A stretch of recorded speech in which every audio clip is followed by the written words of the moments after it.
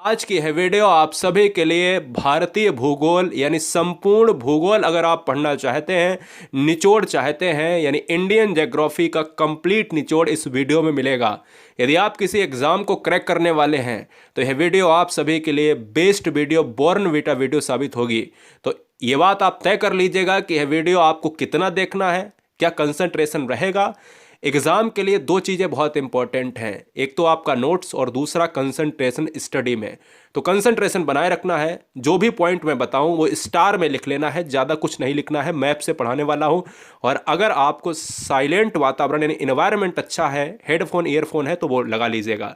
तो चलिए स्टार्ट करते हैं इस वीडियो को और बहुत अच्छी तरीके से वॉच करिएगा, क्योंकि ज्योग्राफी से क्वेश्चंस बनते हैं, इन्वायरमेंट से क्वेश्चंस बनते हैं, वो पूरे भारत से ही बनते हैं। तो ये वीडियो पूरा आपके लिए।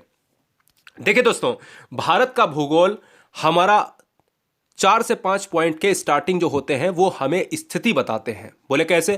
जो क्वेश्चन एग्जाम में ट्रेंड करते हैं वो क्या होते हैं कि भारत की स्थिति, भाई जिस देश में मैं रहता हूं, आप रहते हैं, उस देश की स्थिति ग्लोब पर क्या है, ये क्वेश्चन आपको पता होना चाहिए। देखिए, अगर मैं बात करूं तो सबसे पहली बात करें कि जो हमारा पृथ्वी है ये गोल है। मैं मान लेता हूं इसको पृथ्वी। अगर मैं पृथ्वी को 2 भागों में बांट देता हूं तो ये नॉर्थ में बढ़ जाती है, साउथ में बढ़ जाती है, उत्तरी और दक्षिणी। हमें याद रखना है कि भारत जो है हमें हमारा कहां पर है, यहां पर है। याद ये रखना है कि भारत यहां पर है तो मतलब उत्तरी गोलार्ध में है। उत्तरी गोलार्ध के किस पार्ट में है? ये पूर्वी पार्ट होता है, ये पश्चिमी पार्ट होता है। तो ये बात तय हो गई कि भारत की स्थिति उत्तरी गोलार्ध और पूर्वी देशांतर में है। क्लियर है? ये फैक्ट यहां पर आपको क्लियर रखना है एग्जाम के लिए, क्योंकि यह पॉइंट है जो एग्जाम में सबसे ज्यादा ट्रेंड होता है। ठीक है, अगर मैं बात करूं नेक्स्ट पॉइंट की कि भारत की आकृति कैसी है। भारत दोस्तों, मैप से मैं पूरा वीडियो पढ़ाऊंगा। भारत की आकृति चतुष्फलकीय है या चतुष्कोणीय है। बोले कैसे? चतुष्कोण का मतलब क्या होता है? चतुष्कोण का मतलब होता है जिसमें 4 कोण हो। सिंपल सी बात है। बोले कौन सा? एक ये दिख रहा है आपको, एक ये दिख रहा है, एक इधर निकला है, एक इधर निकला है। तो आप तय हो गए, बिल्कुल क्लियर है, कॉन्सेप्ट क्लियर होना चाहिए। भाई चतुष्कोणीय को मैं रटूंगा थोड़ी ना, मुझे पता होगा कि भारत का नक्शा 4 कोने वाला है, 4 कोण वाला है ना। तो इसलिए मुझे चतुष्कोणीय कहा जाता है, यानी भारत को चतुष्कोणीय कहा जाता है। भारत का अक्षांशीय विस्तार कितना है? 8 डिग्री 4 मिनट से 37 डिग्री 6 मिनट उत्तरी गोलार्ध में है। पूछा नहीं जाता है, लेकिन एग्जाम में हो सकता है डीप में पूछ लिया जाए। देशांतरी विस्तार कितना है? 68 डिग्री 7 मिनट से 97 डिग्री 25 मिनट पूर्वी देशांतर है। ठीक है, ये पॉइंट, 2 पॉइंट इंपॉर्टेंट है, पहला और दूसरा। ये भी पॉइंट आपको लिख लेना है एग्जाम फैक्ट के लिए। ठीक है, आगे बात करें दोस्तों, जो क्वेश्चन बनता है यहां से, इसको बहुत अच्छी तरीके से याद रखना है। बोलो सर कैसे? मैंने कहा यह एक लाइन आपको थोड़ी देर के लिए सिंपल लग सकती है, लेकिन अगर मैं आपसे यह बोल दूं कि यह बताओ कि दुनिया में दूसरा देश क्षेत्रफल के अनुसार सबसे बड़ा कौन सा है, तो आप शॉक्ड हो जाओगे और आप हो सकता है ना बता पाओ। लेकिन अगर मैं कह दूं कि भारत की स्थिति जनसंख्या के अनुसार कौन सी है, तो जनसंख्या के अनुसार भारत की स्थिति है दूसरा। यानी अगर पॉपुलेशन की बात करें तो भारत दूसरे नंबर पर है, और अगर हम क्षेत्रफल की बात करें तो एरिया वाइज में भारत है 7वें नंबर पर। यह कंफर्म है, आप इसमें कोई डाउट नहीं है। लेकिन फिर भी हमारा कर्तव्य बनता है कि क्वेश्चन अगर डीप में पूछता है तो हम सभी आपको सारे फैक्ट को यहां पर क्लियर कराते चलें। स्क्रीनशॉट जरूर ले लें, फिर हम आगे बढ़ेंगे। देखिएगा, अगर हम बात करते हैं कि विश्व में स्थान, एक तरफ है क्षेत्रफल के अनुसार, एक तरफ है जनसंख्या के आधार पर। अगर देखा जाए कि प्रथम जो है क्षेत्रफल के अनुसार कौन सा बड़ा देश है, तो ये क्वेश्चन एग्जाम में बहुत बार ट्रेंड होता है। ये क्वेश्चन बहुत इंपॉर्टेंट है। क्वेश्चन में क्या पूछा जाता है कि दुनिया में क्षेत्रफल के अनुसार सबसे बड़ा देश कौन सा है, तो है रूस। आंसर हो गया। दूसरा क्वेश्चन, दुनिया में जनसंख्या के आधार पर सबसे बड़ा देश कौन सा है, तो यह है हमारा पॉपुलेशन के आधार पर, क्योंकि यह जनसंख्या में। दुनिया में दूसरा देश हमारा जनसंख्या के अनुसार है भारत। यह बहुत इंपॉर्टेंट है क्योंकि यह पूछा जा चुका है। 2035 तक जो है भारत सबसे नंबर 1 पर आ जाएगा और चीन को पछाड़ देगा पॉपुलेशन में। द्वितीय में कनाडा आता है, चीन आता है यहां पर क्षेत्रफल में, ऐसे ही USA, Brazil, Australia, Bharat, Argentina. इसी तरीके से आपको याद रखना है कि भारत हमारा 7वें नंबर पर आपका कौन सा है? क्षेत्रफल में है, एरिया वाइज में है, और दूसरे नंबर पर हमारा है पॉपुलेशन में। ठीक है, अब हम ज्यादा नहीं बताएंगे इसमें, क्योंकि यही क्वेश्चन एग्जाम में ट्रेंड होते हैं। आगे हम बात करें दोस्तों, याद रखिएगा, भारत मैंने कहा उत्तरी पूर्वी गोलार्ध में है, भारत चतुष्कोणीय है, और भारत की बात करें तो भारत पॉपुलेशन में यहां पर क्या है? 2nd नंबर पर है, और एरिया में हमारा क्या है? एरिया में है 7th नंबर पर। याद ये रखना है कि भारत की जनसंख्या हमारी 121 करोड़ के पार, यानी 2011 के अनुसार। अब हम 2021 की बात करें तो 2021 में जनगणना होगी, तो हम ये कह सकते हैं कि 2021 हमारी जनगणना के लिए है और अगली जनगणना 10 साल बाद होगी 2031 में। तो एक फैक्ट आपको याद रखना है कि जनगणना कितने साल बाद होती है, 2011 में हुई तो 2021, 21 में हुई तो 31, 10 साल बाद होती है। क्लियर है? आगे हम बात करेंगे, नेक्स्ट पॉइंट पर बढ़ेंगे। देखिए, भारत मैप के अनुसार क्षेत्रफल हम बताते हैं। कई बार एग्जाम में बहुत बार पूछा गया है ये फैक्ट। देखिए, ये फैक्ट एग्जाम में बहुत ट्रेंड करता है। अगर यह भारत है तो यह विश्व का कितना भाग कवर करता है? विश्व कितने परसेंट में है यार? 100% में है, और इसी 100% में इंडिया भी होगा। अगर इंडिया है तो यह बताओ कि इसका क्षेत्रफल एरिया कितना है? तो 3287,263, इतना याद कर लेना है, कोई लाख वाख करोड़ का झंझट नहीं। 3287,263 इतना दिमाग में रखना है, या 32.8 वर्ग किलोमीटर भी दे सकता है आपके ऑप्शन पे। आपको सबसे ज्यादा महत्वपूर्ण है कि विश्व का भारत जो क्षेत्र है वो कितना घेरे है? 2.4%। एग्जैक्ट वैल्यू क्या है? 2.42। अभी तक जितने एग्जाम हुए हैं ऑप्शंस में केवल 2.4% ही ऑप्शन में आया है, इसलिए इस वैल्यू को भी 2.4 ही माना जाता है। परेशान मत होना। भारत में विश्व की कुल जनसंख्या कितनी रहती है? अगर एरिया कवर करता है 2.4% का, तो यार पॉपुलेशन कवर करता है 17.5% का, क्योंकि एरिया में है 7वें नंबर पर और पॉपुलेशन में है दूसरे नंबर पर। तो पूरे विश्व में जितने लोग रहते हैं उसमें अकेले अकेले भारत में 17% लोग रहते हैं, यानी 17.5 लोग, 17.5%। ठीक है ना? यानी 100 में 17 लोग भारत के हैं। ठीक है, आगे अगर बात करें दोस्तों, यहां पर उत्तर से दक्षिण का विस्तार, भारत का उत्तर से दक्षिण का विस्तार बता देना चाहता हूं। ये नॉर्थ होता है, ये साउथ होता है, ये ईस्ट होता है, ये वेस्ट होता है। यानी कुल मिलाकर ये कह रहा है कि यह आपका हमारा पश्चिम है और यह हमारा पूर्व है, यह हमारा दक्षिण है, यह हमारा उत्तर है। तो उत्तर से दक्षिण का जो विस्तार है वो हमारा कितना है? 3214 किलोमीटर, यानी जम्मू कश्मीर से कन्याकुमारी तक। और हमारा 2933 किलोमीटर है पूर्व से पश्चिम की ओर। अगर क्वेश्चन में ये पूछा जाए, यहां पर गुजरात है और यहां अरुणाचल प्रदेश, इसकी लंबाई कितनी है? तो आप याद रखिएगा, पूर्व से पश्चिम की लंबाई है 2933 किलोमीटर। सारे फैक्ट मैप के साथ कवर करेंगे। ऐसे वीडियोस आपको यूट्यूब पर पहली बार वीडियो मिलेगी जो आप कह नहीं सकते कि हमारे लिए कुछ सर ने किया नहीं। राष्ट्रहित में पूरा पढ़ाता हूं, डेमो में नहीं देता हूं, याद रखिएगा। इसलिए एटीट्यूड अपने अंदर रखो, और वो भी सिलेक्शन वाला। भारत का सबसे पूर्वी बिंदु अगर पूछा जाता है तो मैप में ये रहा अरुणाचल प्रदेश। अरुणाचल प्रदेश की राजधानी क्या है? ईटानगर। अरुणाचल प्रदेश में ब्रह्मपुत्र नदी प्रवेश करती है। और याद ये रखना है दोस्तों, यहां पर हमें क्वेश्चन कैसे पूछा जाता है कि अरुणाचल प्रदेश में हमारा सबसे पूर्वी पॉइंट है। एक हमारा नॉर्थ पॉइंट होता है जिसको हम कहते हैं पिगमिलियन पॉइंट। क्या पिगमिलियन पॉइंट कहते हैं? नहीं, यह गलती मत करना। इंदिरा पॉइंट को ही पिगमिलियन पॉइंट कहा जाता है, जो साउथ का पार्ट है। और नॉर्थ में दोस्तों इंदिरा कॉल है, याद रखना है। ऐसे ही आपके पूर्वी बिंदु पूछा जाता है। भारत का पूर्वी बिंदु है अरुणाचल प्रदेश में, जिसका नाम क्या है? किबथू है, इसको बलांगू भी कहते हैं। तो क्वेश्चन क्या बना कि भारत का सबसे पूर्वी बिंदु कौन सा है? किबथू या बलांगू है। किस राज्य में है, किस स्टेट में है? अरुणाचल प्रदेश में है। सबसे पश्चिमी बिंदु कौन सा है? तो सबसे पश्चिमी बिंदु का मतलब है कि यह पूर्व में था तो पश्चिम हमारा गुजरात में होगा, तो यानी गुजरात में है। तो यह क्लियर हो गया कि पश्चिमी बिंदु भारत के किस हिस्से में आता है? तो गुजरात में आता है। और कौन से जिले में? कच्छ जिले में आता है। नाम क्या है? नाम है गौरा मोता। जीएम लिख लीजिएगा, गौरा मोता। ठीक है, आगे बात करें। ऐसे ही मैंने अभी ऊपर आईसी लिखा था, याद आया, और नीचे आईपी लिखा था। मैंने कहा अगर उत्तरी बिंदु पूछा जाए तो वो है जम्मू कश्मीर में। उत्तरी बिंदु जम्मू कश्मीर के लेह में स्थित है और जिसका नाम है इंदिरा कॉल, यानी आईसी। और अगर पूछा जाए कि सबसे ज्यादा दक्षिणी बिंदु कौन सा है, तो भारत का दक्षिणतम बिंदु है इंदिरा पॉइंट, जिसको कहा जाता है पिगमिलियन पॉइंट या फिर इंदिरा पॉइंट या पार्सन्स पॉइंट के नाम से जानते हैं। याद रखिएगा, यहीं से क्वेश्चन बनेगा। यह वाला बिंदु आपको भूलना नहीं है। बहुत सारे बच्चों को इंदिरा पॉइंट और पिगमिलियन पॉइंट पता था, लेकिन आज और दो डिटेल हम जोड़ना चाहते हैं कि इंदिरा पॉइंट का नाम पिगमिलियन पॉइंट भी है, इंदिरा पॉइंट का नाम पार्सन्स पॉइंट भी है। इंदिरा पॉइंट निकोबार द्वीप समूह में स्थित है। और निकोबार द्वीप समूह कहां पर है दोस्तों? ये रहा हमारा निकोबार द्वीप समूह, ये हमारा रहा यहां पर अरब सागर का लक्षद्वीप। क्लियर है? तो याद रखना है कि भारत की अगर स्थिति की बात करें तो भारत में यहां पर बे ऑफ बंगाल है और यहां पर अरब सागर है।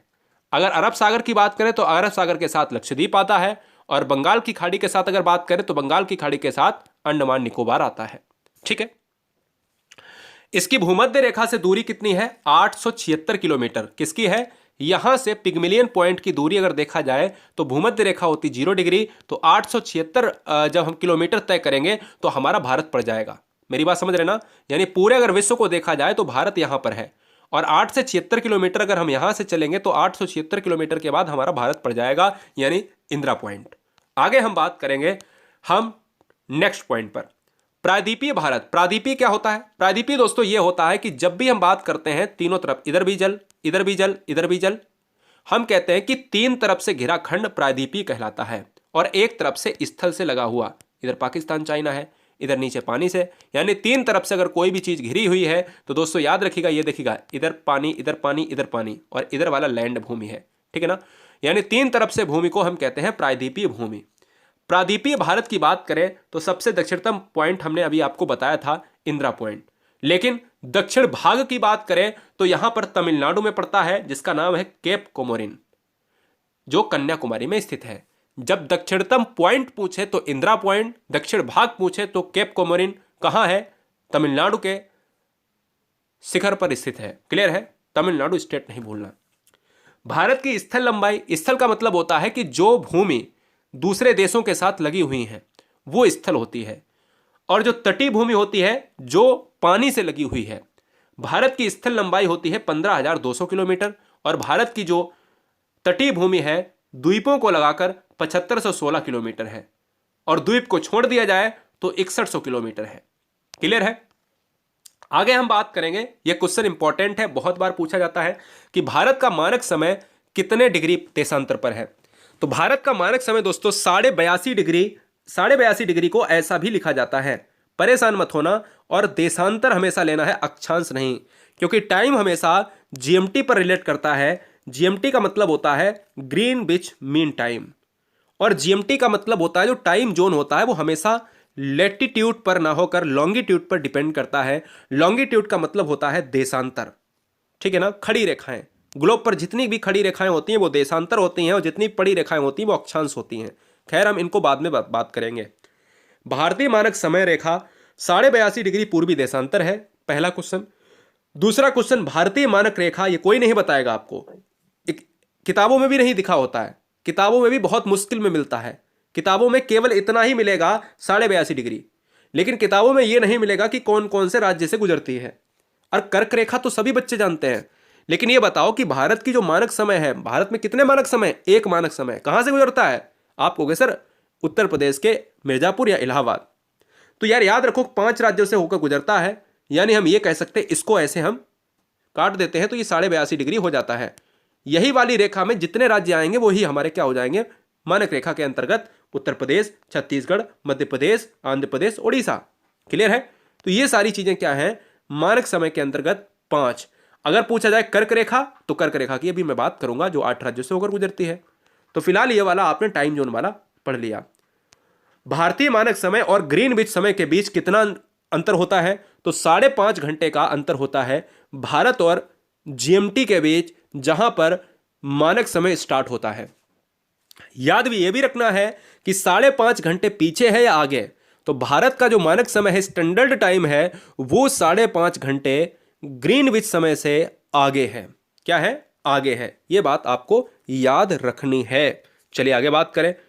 अगर मैं बात करूं, अभी भाई हमने यही पूछा था आपसे कि भारत का जो मानक समय 82.5 डिग्री से गुजरता है वह कितने भारत के राज्यों से गुजरता है? तो आपने आंसर दिया 5। अब वो 5 कौन कौन से राज्य थे वो मैंने आपको मैप से बता दिया, उत्तर प्रदेश से लेकर उड़ीसा, आंध्र प्रदेश की हम बात करें। खैर, लेकिन जब भी क्वेश्चन में मानक समय और कर्क रेखा के बीच में अगर क्वेश्चन आ जाए तो कंफ्यूज मत हो जाना। कर्क रेखा अलग से गुजरती है, कर्क रेखा ऐसे गुजरती है, मानक समय ऐसे गुजरता है। ये मानक समय है, और ये हमारी कर्क रेखा है। ठीक है, कर्क रेखा 23.5 डिग्री पर गुजरती है और मानक समय हमारा 82.5 डिग्री पर। तो ये फर्क है यार। ठीक है, अगर मैं बात करूं 8 राज्यों से कर्क रेखा गुजरती है। मैंने आपको ट्रिक भी बताई थी, मित्र पर गमछा झार। गुजरात, राजस्थान, मध्य प्रदेश, छत्तीसगढ़, झारखंड, पश्चिम बंगाल, त्रिपुरा और मिजोरम। 1 2 3 4 5 6 7 8 क्लियर हो गया। हम अगर इसको थोड़ा सा ड्रा करने की कोशिश करें तो ये आएगा लगभग, ये लगभग लगभग आएगा, ड्रा ऐसे नहीं हो सकता। ठीक है, तो मैं ये कह सकता हूं कि सारे राज्य 8 हैं। और क्वेश्चन कैसे एग्जाम में पूछता है कि निम्नलिखित में से कौन से राज्य से कर्क रेखा नहीं गुजरती है, तो आपको यार 8 तो आने चाहिए, तभी तो आप नहीं वाला निकाल पाओगे। हो सकता है उत्तर प्रदेश दे दिया हो, आप कहोगे सर उत्तर प्रदेश से गुजरती है या नहीं गुजरती है, मैं तो कंफ्यूज हूं। तो पहली बात, अधूरा ज्ञान नहीं लेना है। ठीक है, आगे बात करें। आगे हम दोस्तों बात करेंगे कि क्वेश्चन में कई बार बहुत ये पूछा जाता है कि भारत का सबसे ज्यादा नगरीय राज्य कौन सा है। नगरीय राज्य का मतलब है कि जो सबसे ज्यादा नगर के विकास की तरफ बढ़ा है, यानी सबसे ज्यादा नगरीय राज्य है वो है हमारा गोवा। गोवा की बात करें, मैप में अगर देखा जाए गोवा कहां पर है, तो गोवा ये रहा। गोवा किस नदी के किनारे है? मांडवी नदी के किनारे है। गोवा की राजधानी क्या है? पणजी है ना। सिंपल सी बात है। गोवा कैसा है? तटीय इलाका है। अगर बात करें कि गोवा कैसा है? नगरीयकृत इलाका है, यानी राज्य है। पहला क्वेश्चन, भारत में सबसे कम नगरीकृत राज्य कौन सा है? अगर ज्यादा है तो गोवा है, अगर कम है तो वो है हिमाचल प्रदेश। हिमाचल प्रदेश, कैपिटल शिमला। याद रखिएगा, हिमाचल प्रदेश में एक क्रिकेट स्टेडियम भी है जिसका नाम है धर्मशाला। क्वेश्चन में कई बार आया है कि धर्मशाला स्टेडियम किस राज्य में है। आगे हम बात करेंगे, भारत का मध्य प्रदेश सबसे अधिक वन वाला राज्य है। यहां पर सबसे ज्यादा वन पाए जाते हैं। मध्य प्रदेश ये रहा। मध्य प्रदेश में सबसे स्वच्छ शहर भी है। भारत का सबसे स्वच्छ शहर मध्य प्रदेश में है। यह आपको बताना है कौन सा है। मैं आपको बताता हूं, इंदौर की बात हो रही है। भारत का सबसे कम वन वाला, अब देखो मैंने अभी ऊपर बताया नगर का ज्यादा वाला गोवा है, नगर कम हिमाचल प्रदेश। भारत में सबसे ज्यादा वन कहां पर है? मध्य प्रदेश में। और भारत में सबसे कम वन कहां पर है? सबसे ज्यादा वन है मध्य प्रदेश में और सबसे कम है हरियाणा में। भारत का सबसे ज्यादा बारिश वाला क्षेत्र माशानिराम है और स्टेट मेघालय है। क्यों? क्योंकि भारत का माशानिराम क्षेत्र मेघालय के क्षेत्र में पड़ता है और यहां पर 200 सेंटीमीटर से भी ज्यादा बारिश होती है। यहां पर दोस्तों अगर बात करें तो वनों की बात करें तो सदाबहार वन पाए जाते हैं। सदाबहार वन में कौन कौन सी प्रजातियां हैं? जैसे आबनूस, रोजवुड वगैरह। फिलहाल ये चीजें आपको याद अभी नहीं करनी है, जो एग्जाम में आए वो चीजें केवल स्क्रीन पर लिखी हैं। भारत में सबसे कम वर्षा वाला केंद्र शासित प्रदेश कौन सा है? तो यह है आपका लेह है। याद रखना है कि लेह में सबसे कम वर्षा होती है। यहां पर 15 जो है कितनी, 15 से आपकी 40 सेंटीमीटर तक वर्षा होती है। जबकि उधर माशानिराम में 200 सेंटीमीटर की बात करें, यहां पर मिली ml की बात करते हैं। बहुत बढ़िया, चलिए ये सारे पॉइंट क्लियर हो गए। अरावली पर्वत की बात करें जो दिल्ली से राजस्थान तक फैली हुई हैं। अगर क्वेश्चन में पूछा जाए कि भारत की सबसे प्राचीन श्रेणी कौन सी है, पर्वत श्रृंखला कौन सी है, तो अरावली पर्वत सबसे प्राचीन पर्वत श्रृंखला है। हिमालय पर्वत सबसे नवीन पर्वत श्रृंखला है। ये दोनों चीजें हमने बताई हैं। हमने दो फैक्ट लिए हैं, सबसे ज्यादा, सबसे कम वर्षा, सबसे कम वर्षा और सबसे ज्यादा के अलावा सबसे कम वन, सबसे ज्यादा वन वाले और सबसे कम नगरीय और सबसे ज्यादा नगरीय वाले। ये 4 पॉइंट मैंने यहां पर क्लियर कर लिए हैं। यानी अरावली पर्वत सबसे प्राचीन है, एंशिएंट है, और हिमालय पर्वत सबसे न्यू है। तो न्यू की बात करेंगे। भारत की अंतर्राष्ट्रीय सीमा एवं पड़ोसी देशों से हम क्वेश्चंस करते हैं कि भाई क्वेश्चंस एग्जाम में अगर आता है कि India between Pakistan, India between China, तो ये सारे युद्ध हमसे छिड़े ही रहते हैं। आप देखते होंगे टीवी पर, ये वार हो गया, वो वार हो गया। तो आपको ये जानना जरूरी है कि भारत की सीमाएं कितने देशों से लगती हैं और भारत के कितने राज्य किन किन देशों से टच होते हैं। आप सभी को बताना चाहेंगे कि भारत की कुल लंबाई अभी मैंने आपको बताई थी कि स्थल लंबाई 15,200 है और सीमा रेखा 92 जिलों और 17 राज्यों से होकर गुजरती है। अभी केवल इतना याद रखना है, केवल इतना तो याद ही रखना। ये आप भले ही भूल जाओ इसको, लेकिन ये क्वेश्चन एग्जाम में बहुत पूछा जाता है। भारत की तटीय रेखा मैंने आपसे पूछा था कि भाई द्वीपों समेत कितनी है, 7516 किलोमीटर है, जो कि 9 राज्य और 4 केंद्र शासित प्रदेशों को स्पर्श करती है। केवल अगर तटीय इलाके यानी केवल अगर द्वीप को छोड़ दिया जाए तो वो कितने हैं, 6100 किलोमीटर है। 6100 किलोमीटर है द्वीप को छोड़कर, केवल प्रायद्वीपीय भारत जो है। और अगर पूरे स्थल जो है पार्ट की बात करें तो वो कितनी है, 15200 किलोमीटर। ठीक है। इसके अलावा अगर हम मैप में देखें कि भारतीय राज्यों में गुजरात की तटरेखा सर्वाधिक लंबी है।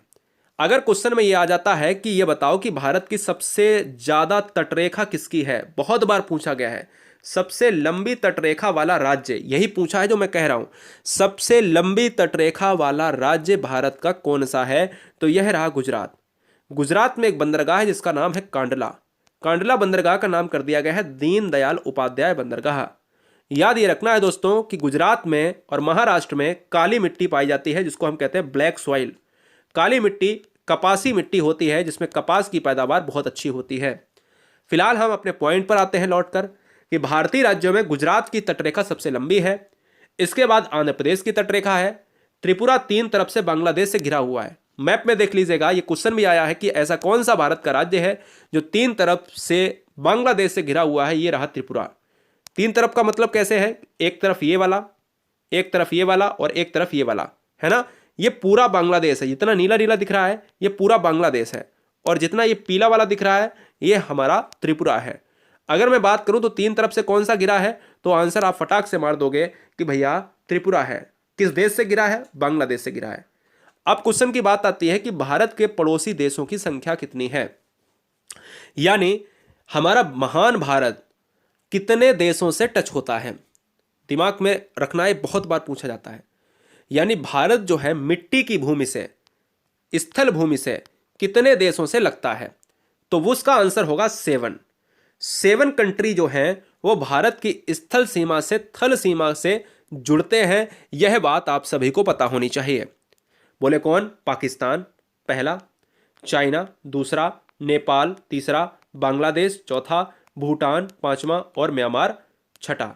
एक और बचा है, एक की बात करें कौन हो सकता है, क्या नेपाल हो सकता है? नेपाल हो सकता है, तो नेपाल तो आपने पहले से ही देख लिया यार, इतनी जल्दी सेंस खो बैठोगे। अफगानिस्तान, अफगानिस्तान कहां पर लगता है, यहां पर लगता है, बिल्कुल थोड़ा सा क्या करता है, टच करता है जम्मू एंड कश्मीर को, ठीक है ना। बाद बाकी पाकिस्तान और चाइना लगभग लगभग ज्यादा करता है, और बांग्लादेश की सीमा सबसे ज्यादा लगती है 4096 किलोमीटर। अगर क्वेश्चन में यह पूछा जाए कि भारत से सबसे ज्यादा सीमा कौन लगाता है, तो बांग्लादेश लगाता है सबसे ज्यादा किलोमीटर में। क्लियर है। और सबसे कम कौन लगाता है, तो सबसे कम लगाता है भैया 106 किलोमीटर के साथ अफगानिस्तान। यही मैं बताने वाला हूं।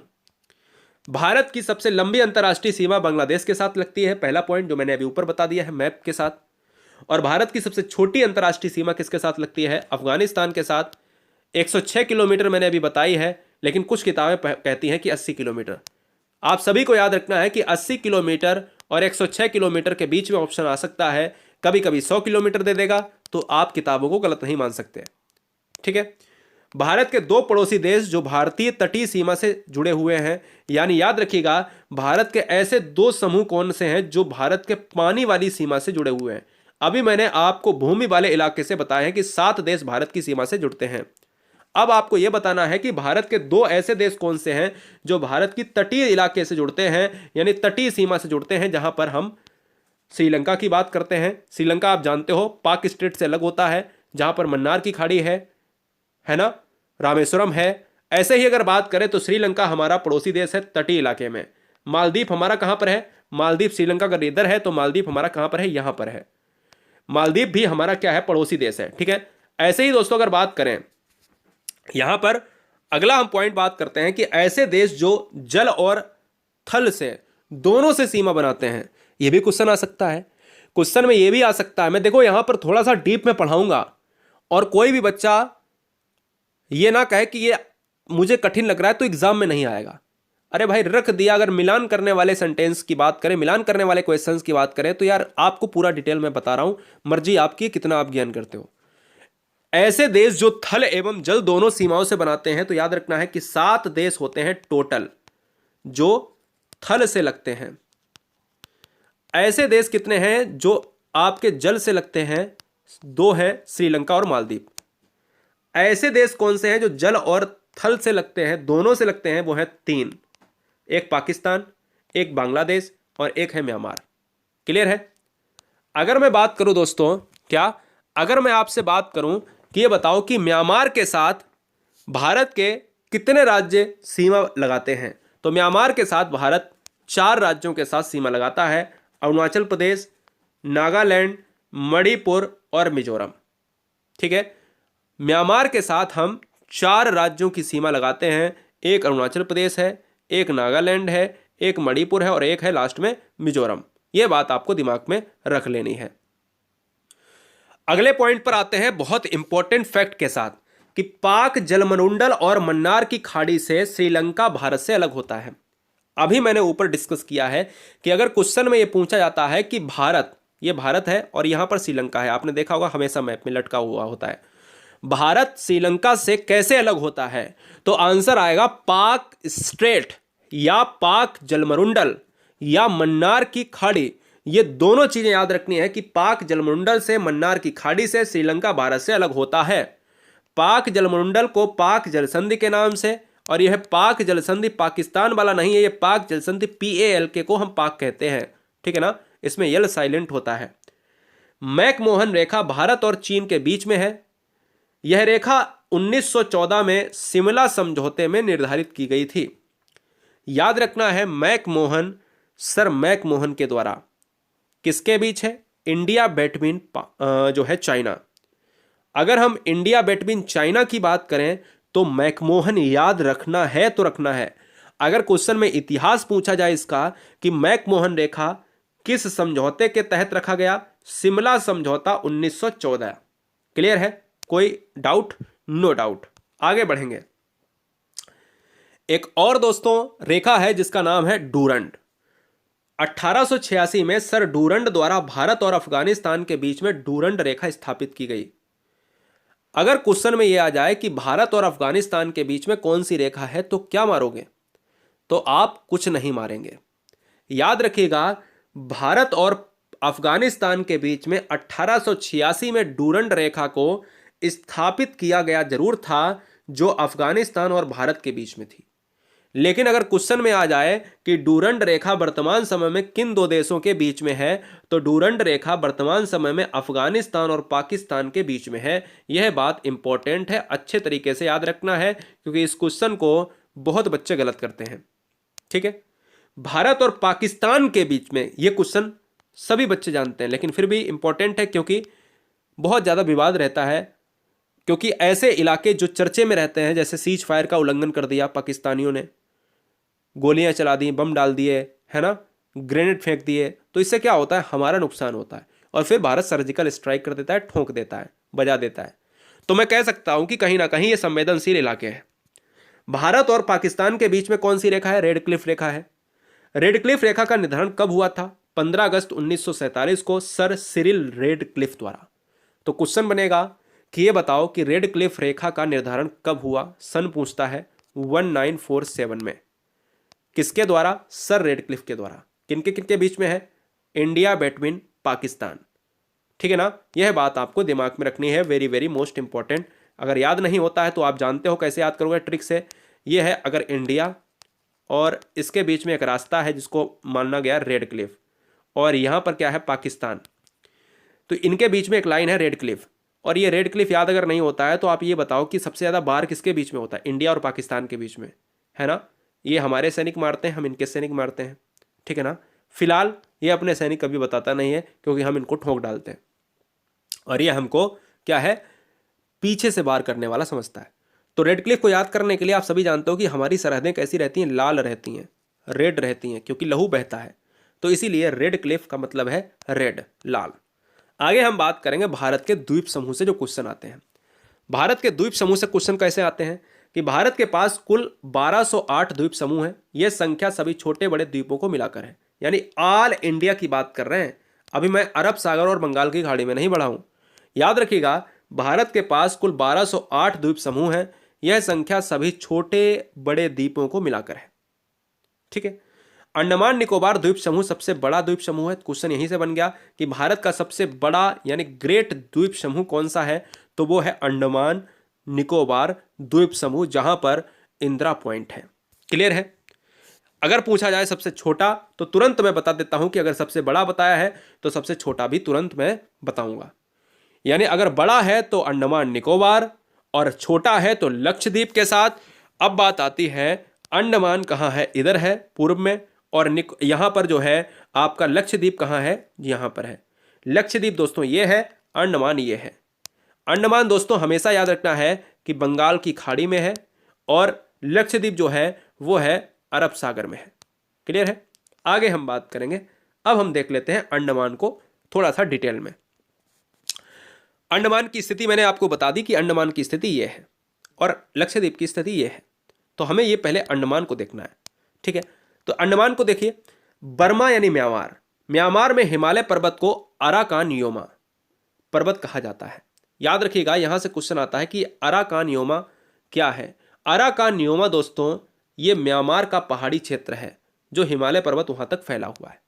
यानी अगर इंडिया के लोग क्या कहते हैं, इंडिया के लोग हिमालय कहते हैं, तो इसी बर्मा की बात करें, यहां के लोग इस हिमालय को अराकान योमा कहते हैं। क्लियर है। जैसे जैसे अगर बात करें हम माउंट एवरेस्ट की, माउंट एवरेस्ट में की बात करें, इतिहास आप सभी जानते हो कि माउंट एवरेस्ट को भारत में माउंट एवरेस्ट ही कहा जाता है, लेकिन नेपाल में माउंट एवरेस्ट स्थित है, तो नेपाल में माउंट एवरेस्ट को सागर माथा कहा जाता है। याद आया। इसे रखाइन पर्वतमाला भी कहते हैं। इसका फैलाव उत्तर से दक्षिण की ओर है, उत्तर से दक्षिण की ओर, यानी ऐसा। यही पर्वत श्रृंखला आगे बंगाल की खाड़ी में समुद्र के नीचे ऊपर उठती है, जिसे अंडमान निकोबार द्वीप समूह कहा जाता है, जो मैंने यहां पर बताया है कि उत्तर से दक्षिण की ओर, और यही अंडमान निकोबार आपका है। अंडमान निकोबार एक केंद्र शासित प्रदेश है। अंडमान निकोबार द्वीप समूह की राजधानी पूछ लेता है, कैपिटल ऑफ अंडमान निकोबार तो है पोर्ट ब्लेयर। क्या याद रखना है, पोर्ट ब्लेयर। अगर क्वेश्चन में याद रखना है कि अगर भारत में टोटल 1200 से ज्यादा अगर द्वीप हैं, तो ये बताओ अंडमान निकोबार में कुल कितने द्वीप हैं। ये क्वेश्चन बहुत इंपॉर्टेंट है, very very most important. Andaman द्वीप समूह में 572 सभी छोटे बड़े द्वीप मिलाकर यहां पर माने जाते हैं। द्वीप क्या होता है, द्वीप दोस्तों वो होता है जो चारों तरफ से पानी से घिरा हो। प्रायद्वीप वो होता है जो तीन तरफ से पानी से घिरा हो, वो तीन तरफ से पानी से, और जो चारों तरफ से पानी से, वो दोस्तों द्वीप होता है। प्रायद्वीप तीन तरफ से, द्वीप चार तरफ से। अंडमान निकोबार द्वीप समूह चार भागों में बटा है। एक है उत्तरी अंडमान, पहला है उत्तरी अंडमान। अंडमान निकोबार द्वीप समूह का सबसे उच्चतम पॉइंट सैंडल पीक यहीं पर है। क्वेश्चन में आ जाता है कि ये बताओ ये सैंडल पीक कहां पर है। बहुत इंपॉर्टेंट है, इसलिए हम पूरा डिटेल में आपको पढ़ाएंगे। एक एक चैप्टर को हम अच्छी तरीके से, एक एक टॉपिक को अच्छी तरीके से पढ़ाने का यहां पर काम करने की कोशिश कर रहे हैं। बहुत ध्यान से देखना। अगर क्वेश्चन में ये पूछ लिया जाए कि भारत में सैंडल पीक कहां पर है, तो भारत में सैंडल पीक अंडमान निकोबार में है। अंडमान निकोबार में है तो अंडमान निकोबार के किस पार्ट में है, उत्तरी में है या दक्षिणी में है, तो उत्तरी अंडमान में है। पहली बात तो इतना पूछेगा नहीं, केवल इतना पूछेगा कि सैंडल पीक भारत के किस पार्ट में है, तो आपको आंसर मारना है अंडमान निकोबार। लंबाई की बात करें, ऊंचाई की बात करें, हाइट हमारी कितनी है, यहां पर 732 है, यानी किसकी, सैंडल पीक की। मध्य अंडमान की बात करें तो मध्य अंडमान से कोई क्वेश्चन नहीं आएगा। पूरे द्वीप समूह का सबसे बड़ा भाग यही है जिसको मध्य अंडमान कहा जाता है। ऐसा क्वेश्चन अभी तक नहीं मिला है, याद रखना है फिलहाल। अब बात आती है कि अंडमान की जो राजधानी है वो है पोर्ट ब्लेयर। तो क्वेश्चन क्या ये बनेगा नहीं कि ये बताओ कि अंडमान निकोबार की राजधानी क्या है। क्वेश्चन नंबर 1 आंसर होगा पोर्ट ब्लेयर। और क्वेश्चन नंबर 2 कि अंडमान की राजधानी अगर पोर्ट ब्लेयर है तो वो किस पार्ट में है अंडमान के, तो वो दक्षिणी अंडमान के पार्ट में है। यह भी आपको याद रखना है। और दोस्तों लास्ट लिटिल अंडमान है, यह बहुत इंपॉर्टेंट है। अगर क्वेश्चन में यह पूछा जाए डंकन पैसेज कहां पर है, तो सीधा आंसर जाएगा अंडमान निकोबार। लेकिन अगर क्वेश्चन में थोड़ा सा डीप में पूछ दिया जाए कि डंकन पैसेज अंडमान के किस भाग में है, तो लिटिल अंडमान। पहली बात, अब मैं चारों चीजों को बता देना चाहता हूं कि चारों चीजें अगर आप याद नहीं रख पा रहे हो तो इतना जरूर याद रखना कि आपका सैंडल पीक कहां है, तो आंसर फटाक से आए अंडमान निकोबार। अगर मैं पूछ दूं कि राजधानी कहां है, तो अंडमान निकोबार में। कौन सी है? Port Blair.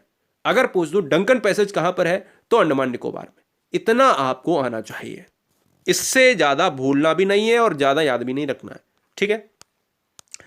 एक सबसे ज्यादा इंपॉर्टेंट पूछा जाता है ज्वालामुखी से, जो सबसे इंपॉर्टेंट है, क्योंकि भारत में एकमात्र जागृत ज्वालामुखी जो है वो अंडमान में है, जिसका नाम पूछता है और स्थिति पूछता है। दोनों को ध्यान रखना है कि अंडमान द्वीप समूह के पास ऊपर की तरफ ग्रेट कोको द्वीप एवं लिटिल कोको द्वीप है। इन दोनों पर म्यांमार का अधिकार है। बहुत इंपॉर्टेंट है। अगर क्वेश्चन में यह पूछा जाए कि भारत का हिस्सा अंडमान और अधिकार किसका? म्यांमार का। बोले सर कैसे? लिटिल कोको कहां पर है? लिटिल कोको द्वीप और ग्रेट कोको द्वीप पर। ये दोनों पॉइंट याद रखना है। यानी अंडमान हमारा ही नहीं है, अंडमान म्यांमार के अधिकार में भी है। यह बात याद रखना है। उत्तरी अंडमान द्वीप के पास नारकोंडम द्वीप एवं बैरन द्वीप स्थित है। बहुत इंपॉर्टेंट है, यह वाला फैक्ट याद रखना है, क्योंकि जो मैंने आपको ज्वालामुखी से बताने की कोशिश कर रहा हूं। उत्तरी अंडमान द्वीप के पास ही नारकोंडम द्वीप एवं बैरन द्वीप है। यह दोनों ही द्वीप भारत के अधिकार में है। यानी यह वाले दोनों द्वीप हैं म्यांमार के अधिकार में, यह वाले द्वीप हैं भारत के अधिकार में। इन दोनों ही द्वीपों पर ज्वालामुखी स्थित है। यानी बैरन द्वीप पर स्थित ज्वालामुखी अभी सक्रिय है। अब बात आती है क्वेश्चन कैसे आएगा। क्वेश्चन ये आएगा कि यह बताओ कि नारकोंडम ज्वालामुखी कहां है। आंसर आएगा अंडमान निकोबार में। क्वेश्चन पूछेगा नारकोंडम ज्वालामुखी कैसी ज्वालामुखी है, तो क्वेश्चन आएगा सक्रिय ज्वालामुखी है। अंडमान निकोबार से तीसरा क्वेश्चन आएगा कि नारकोंडम ज्वालामुखी किस द्वीप पर है, तो आंसर आएगा बैरन द्वीप पर स्थित है। ऐसे क्वेश्चन निकाले जाते हैं गाइज। ये 3 क्वेश्चन अगर कर लिए ना तो आप कोई हरा नहीं सकता, समझ रहे ना। पूरा अंडमान तो यार पढ़ा दिया, पूरा अंडमान पढ़ा दिया। अब बात करते हैं यहां पर निकोबार द्वीप समूह, बहुत इंपॉर्टेंट है, जो अंडमान का हिस्सा है। थोड़ा और बचा है, लिटिल अंडमान के नीचे 10 डिग्री चैनल, जो बहुत इंपॉर्टेंट है। मैक्सिमम क्वेश्चंस यहां से बनते हैं। अगर क्वेश्चन में ये आ जाए कि ये बताओ कि निकोबार द्वीप समूह जो लिटिल और ग्रेट है, इसको अलग कौन करता है, तो 10 डिग्री चैनल, ठीक है। निकोबार द्वीप समूह 3 भागों में बटा है, कार निकोबार, लिटिल और ग्रेट निकोबार। ये आपको याद नहीं करने हैं, बता दिया है, ज्यादा अपने माइंड पर प्रेशर नहीं डालना है, ठीक है।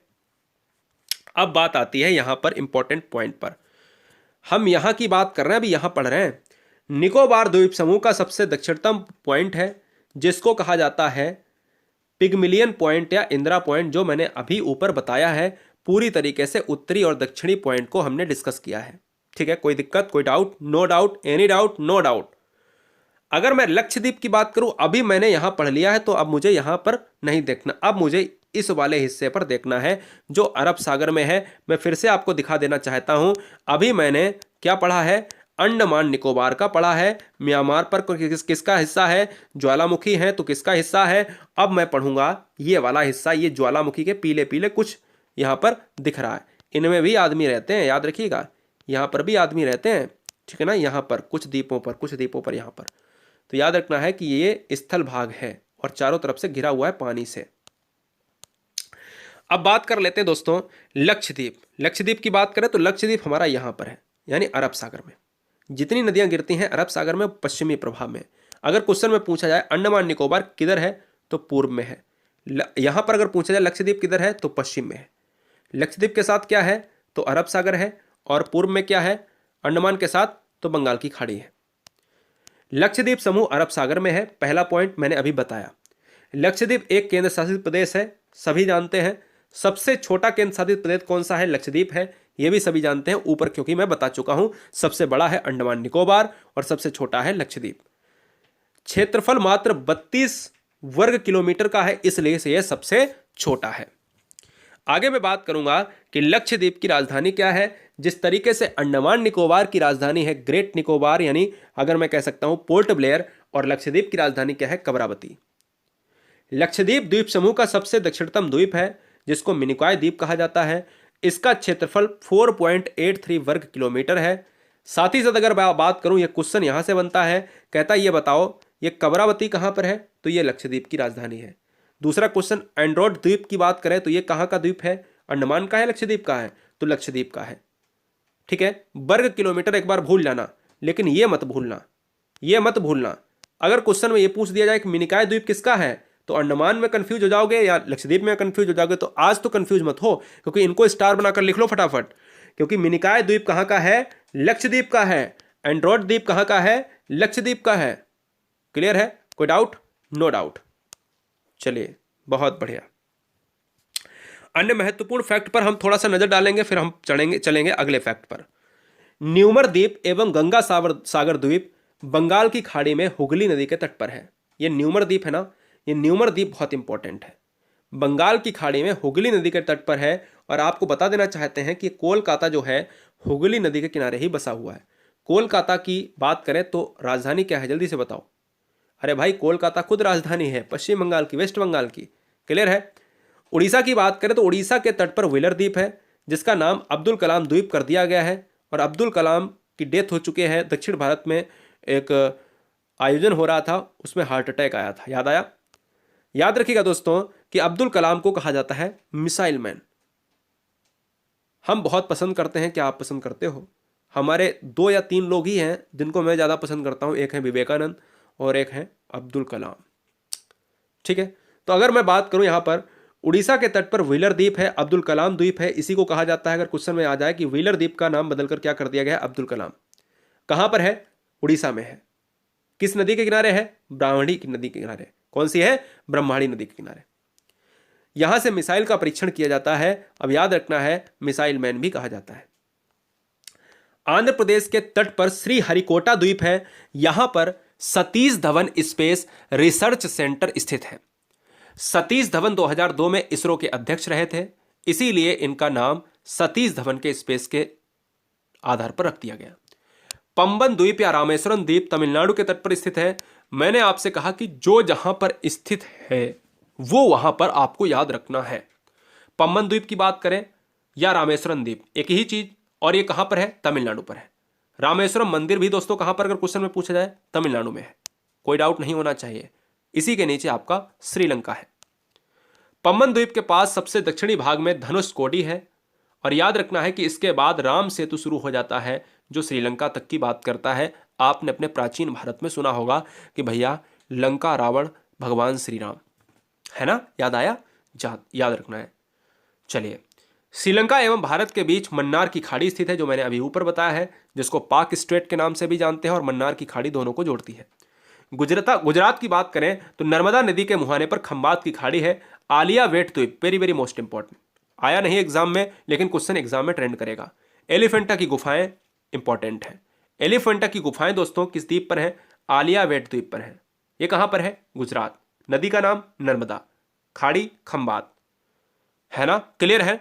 अगर बात करें मैप में, तो मैप की स्थिति ये रही। गुजरात की बात करें तो हमने कहा कांडला बंदरगाह। कांडला बंदरगाह कैसा है? ज्वारीय बंदरगाह है। एकमात्र ज्वारीय बंदरगाह भारत का कौन सा है?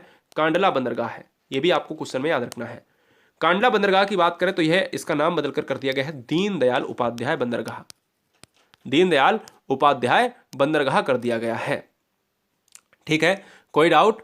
कोई डाउट भैया नहीं होना चाहिए, समझ रहे ना, कोई भी डाउट नहीं होना चाहिए। चलिए बहुत बढ़िया। तो नेक्स्ट टॉपिक पर बढ़ेंगे दोस्तों। भारत के प्रमुख राष्ट्रीय उद्यान व वन्यजीव अभ्यारण्य। यहां से बहुत सारे क्वेश्चंस ट्रेंड होते हैं, यानी ऐसे 45 अभ्यारण्य देश में हैं जिनके आपको स्टेट याद रखने हैं। अब 45 का मतलब है कि आपको लगता होगा कि 4-5 हमारे याद, जैसे गिर आपने गुजरात में याद कर लिया, है ना, मानस काजीरंगा आपने कर लिया असम में। तो इन चीज़ों को पढ़ने से पहले क्या ये आप सोच सकते हो कि क्या आपने अभ्यारण्य को पढ़ा है तो पूरी डिटेल में पढ़ा है? नहीं। इसलिए अभ्यारण्य को बेहतरीन तरीके से वाइल्ड लाइफ सेंचुरीज को पढ़ेंगे, किस तरीके से क्वेश्चंस आते हैं उनको पढ़ेंगे। सबसे पहले हम आप सभी को बता देना चाहते हैं कि जितने भी आपके भारत के स्टेट हैं, केंद्र शासित प्रदेश हैं, केंद्र शासित प्रदेश में भी आपके कुछ महत्वपूर्ण क्या है? अभ्यारण्य हैं, वाइल्ड लाइफ सेंचुरीज हैं, जिनको बहुत अच्छी तरीके से अपनी कॉपी में नोट करना है, स्टार बनाकर। सारी चीज़ें भले ही नोट ना करना, लेकिन कुछ पॉइंट नोट जरूर कर लीजिएगा। सबसे पहले हम ऐसे 15 से 20 पॉइंट जानेंगे जो वन्य जीव अभ्यारण्य से संबंधित होंगे वन लाइनर में, ठीक है ना। इसके बाद हम 45 सेंचुरी जिनके स्टेट जानेंगे, ठीक है। तो बिल्कुल तैयार है, रेडी है। देखिए दोस्तों, अगर हम बात करें भारत में कितने अभयारण्य हैं, तो 500 से अधिक भारत में अभयारण्य हैं, जिन्हें वन्य जीव अभयारण्य यानी wild life sanctuaries in India कहा जाता है। याद रखिएगा, भारत का प्रथम राष्ट्रीय उद्यान जिम कॉर्बेट है। जिम कॉर्बेट की बात करें तो जिम कॉर्बेट हमारा किस राज्य में है, किस स्टेट में है, तो जिम कॉर्बेट हमारा उत्तराखंड में है। उत्तराखंड के कौन से पार्ट में है? नैनीताल में। इसका पुराना नाम पूछा जाता है एग्जाम में, हेली नेशनल पार्क। ये क्वेश्चन बहुत बार एग्जाम में पूछा गया कि हेली नेशनल पार्क का नया नाम क्या है, तो नाम होगा जिम कॉर्बेट। जिम कॉर्बेट का पुराना नाम क्या होगा, तो का आंसर होगा heli national park. Heli national park कहां पर है, तो उत्तराखंड में है। क्लियर है। स्थापना कब हुई? स्टेब्लिश की बात करें 1935 1935 में इसकी स्थापना की गई। और भारत के मैप में अगर देखा जाए तो उत्तराखंड ये रहा। उत्तराखंड हमारा, आप सभी जानते हो, माफी चाहेंगे, आप सभी जानते हो दोस्तों, उत्तराखंड एक ऐसा पार्ट है जो हिमाचल प्रदेश, दिल्ली, पंजाब क्षेत्र से लगता है। क्लियर है? कोई डाउट? No doubt. आगे बात करेंगे। देश में सर्वाधिक राष्ट्रीय उद्यान मध्य प्रदेश में है, यह बात आपको याद रखना है। मध्य प्रदेश टाइगर स्टेट भी कहा जाता है। मध्य प्रदेश भारत का हृदय भी कहा जाता है। भारत का सबसे बड़ा राष्ट्रीय उद्यान जम्मू कश्मीर में है। जम्मू कश्मीर के कौन से जनपद में? लेह जनपद में। अब क्वेश्चन में आता है कि लेह जनपद में अगर है, जम्मू कश्मीर में है, तो वो कौन सा है? हिमिस है। बहुत बार क्वेश्चन ये पूछा गया है कि हिमिस अभ्यारण्य भारत का किस राज्य में है, तो आपको आंसर मारना होगा जम्मू कश्मीर के लेह जनपद में। अगला क्वेश्चन आता है कि भैया ये बता दीजिएगा कि जो जिम कॉर्बेट उत्तराखंड में है, जो मैंने अभी मैप में बताया है, जिसका पुराना नाम हेली नेशनल पार्क है, ये किस नदी से संबंधित है? तो जिम कॉर्बेट पार्क से रामगंगा नदी बहती है। ये बेहतरीन क्वेश्चन है, इंपॉर्टेंट क्वेश्चन है। यानी अगर रामगंगा नदी है, रामगंगा रिवर है, इसका जो रिलेट करता यानी संबंध है वो है जिम कॉर्बेट। क्लियर है? याद रखना है। भारत का सबसे बड़ा बाघ अभ्यारण्य कौन सा है? तो भारत का सबसे बड़ा बाघ अभ्यारण्य है नागार्जुन सागर। नागार्जुन सागर कहां पर है? आंध्र प्रदेश में है। आंध्र प्रदेश हमारा 2004 में, यानी 4 जून 2004 में क्या हुआ, यहां पर अगर हम बात करें 2 से 4 जून की बात करता है, तो तेलंगाना और आंध्र प्रदेश आपस में अलग हुए थे। आंध्र प्रदेश भारत का पहला ऐसा राज्य है जो भाषा आधार पर अलग हुआ था।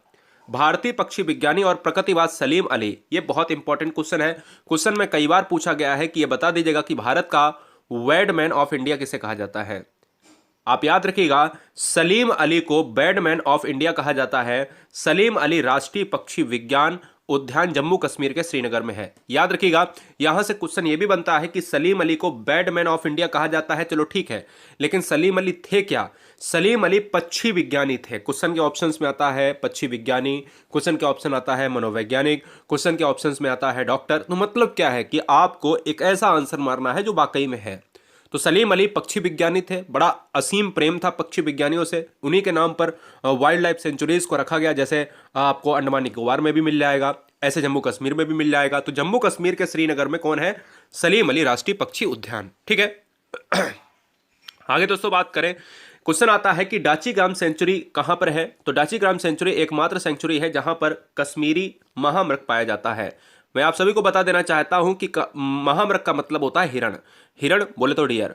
अगर मैं बात करूं दोस्तों कि यह डाचीग्राम कहां पर है, तो डाचीग्राम है J&K में। साफ साफ लिखा है कश्मीरी महामृग। कश्मीरी महामृग का मतलब होगा कि ये वाला जो भारत का इलाका आता है, यहां पर आपका क्या है, सबसे ज्यादा हिरण पाए जाते हैं। और कौन से? डाचीग्राम में। याद रखना है, हिमिस है जम्मू कश्मीर में, दाचीग्राम है जम्मू कश्मीर में। आपका कश्मीरी मृग कहां पर पाया जाता है? दाचीग्राम में। आगे हम बात करेंगे, भारतीय प्राणी विज्ञान सर्वेक्षण की स्थापना 1916 में हुई थी। मुख्यालय बहुत इंपॉर्टेंट है, यानी ये क्वेश्चन बहुत इंपॉर्टेंट है। क्वेश्चन क्या आता है, एक बार स्थापना नहीं पूछता है, लेकिन एक बार मुख्यालय हेडक्वार्टर इसका पूछ लेता है। भारत प्राणी विज्ञान सर्वेक्षण की स्थापना कहां पर हुई है? यानी हम कह सकते हैं कोलकाता का मुख्यालय है, वहीं पर हुई है 1916 में। हेडक्वार्टर आपको याद रखना है प्राणी विज्ञान का। क्लियर है? कोलकाता बोले तो पार्ट ऑफ वेस्ट बंगाल, पश्चिम बंगाल की राजधानी है कोलकाता। मुख्यमंत्री आप सभी जानते हो, बहुत दिनों तक राज किया है। फिलहाल आगे क्या होता है देखेंगे। अगर हम बात करें ममता बनर्जी की, यहां पर एक और क्वेश्चन आता है कि दुर्गा पूजा किस राज्य का प्रमुख त्योहार है? दुर्गा पूजा जो है किस राज्य का प्रमुख त्योहार है? तो ये पश्चिम बंगाल का है। ठीक है, याद रखना है पश्चिम बंगाल हमारा कहां पर मैप में है, ये रहा। कोलकाता इसी की बात करता है, और कोलकाता जो बसा हुआ है वो हुगली नदी के किनारे बसा हुआ है। क्लियर है? याद रखना है। आगे हम बात करेंगे पॉइंट नंबर नेक्स्ट पर। भारत वनस्पति की बात करी तो मैंने कहा कोलकाता में इसका मुख्यालय है, कोई दिक्कत नहीं। अब बात आती है केंद्र शासित प्रदेश, जो मैंने अंडमान निकोबार और लक्षद्वीप को ऊपर अच्छी तरीके से भी पढ़ाया था। अंडमान निकोबार द्वीप समूह राज्य केंद्र शासित प्रदेश में सबसे ज्यादा वन्यजीव अभयारण्य है। क्वेश्चन में यह पूछा जाता है कि अगर भारत में सबसे ज्यादा अभयारण्य कहाँ है, तो मध्य प्रदेश में।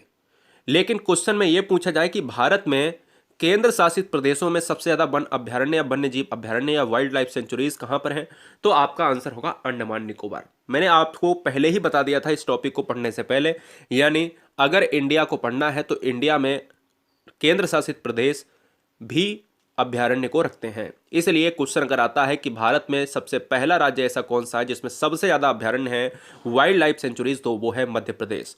अगर केंद्र शासित प्रदेश पूछे तो अंडमान निकोबार।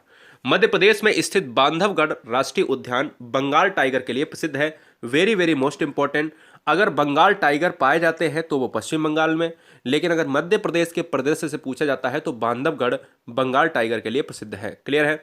उत्तराखंड के नंदा देवी के शिखर पर स्थित नंदा देवी राष्ट्रीय उद्यान पार्क 1982 में राष्ट्रीय उद्यान पार्क बना। इसके अंतर्गत फूलों की घाटी है। आप सभी जानते हो कि मैंने अभी एक क्वेश्चन भी पूछा था फिलहाल दिनों में। क्वेश्चन ये आता है कि यहाँ पर फ्लावर वैली कहाँ पर है।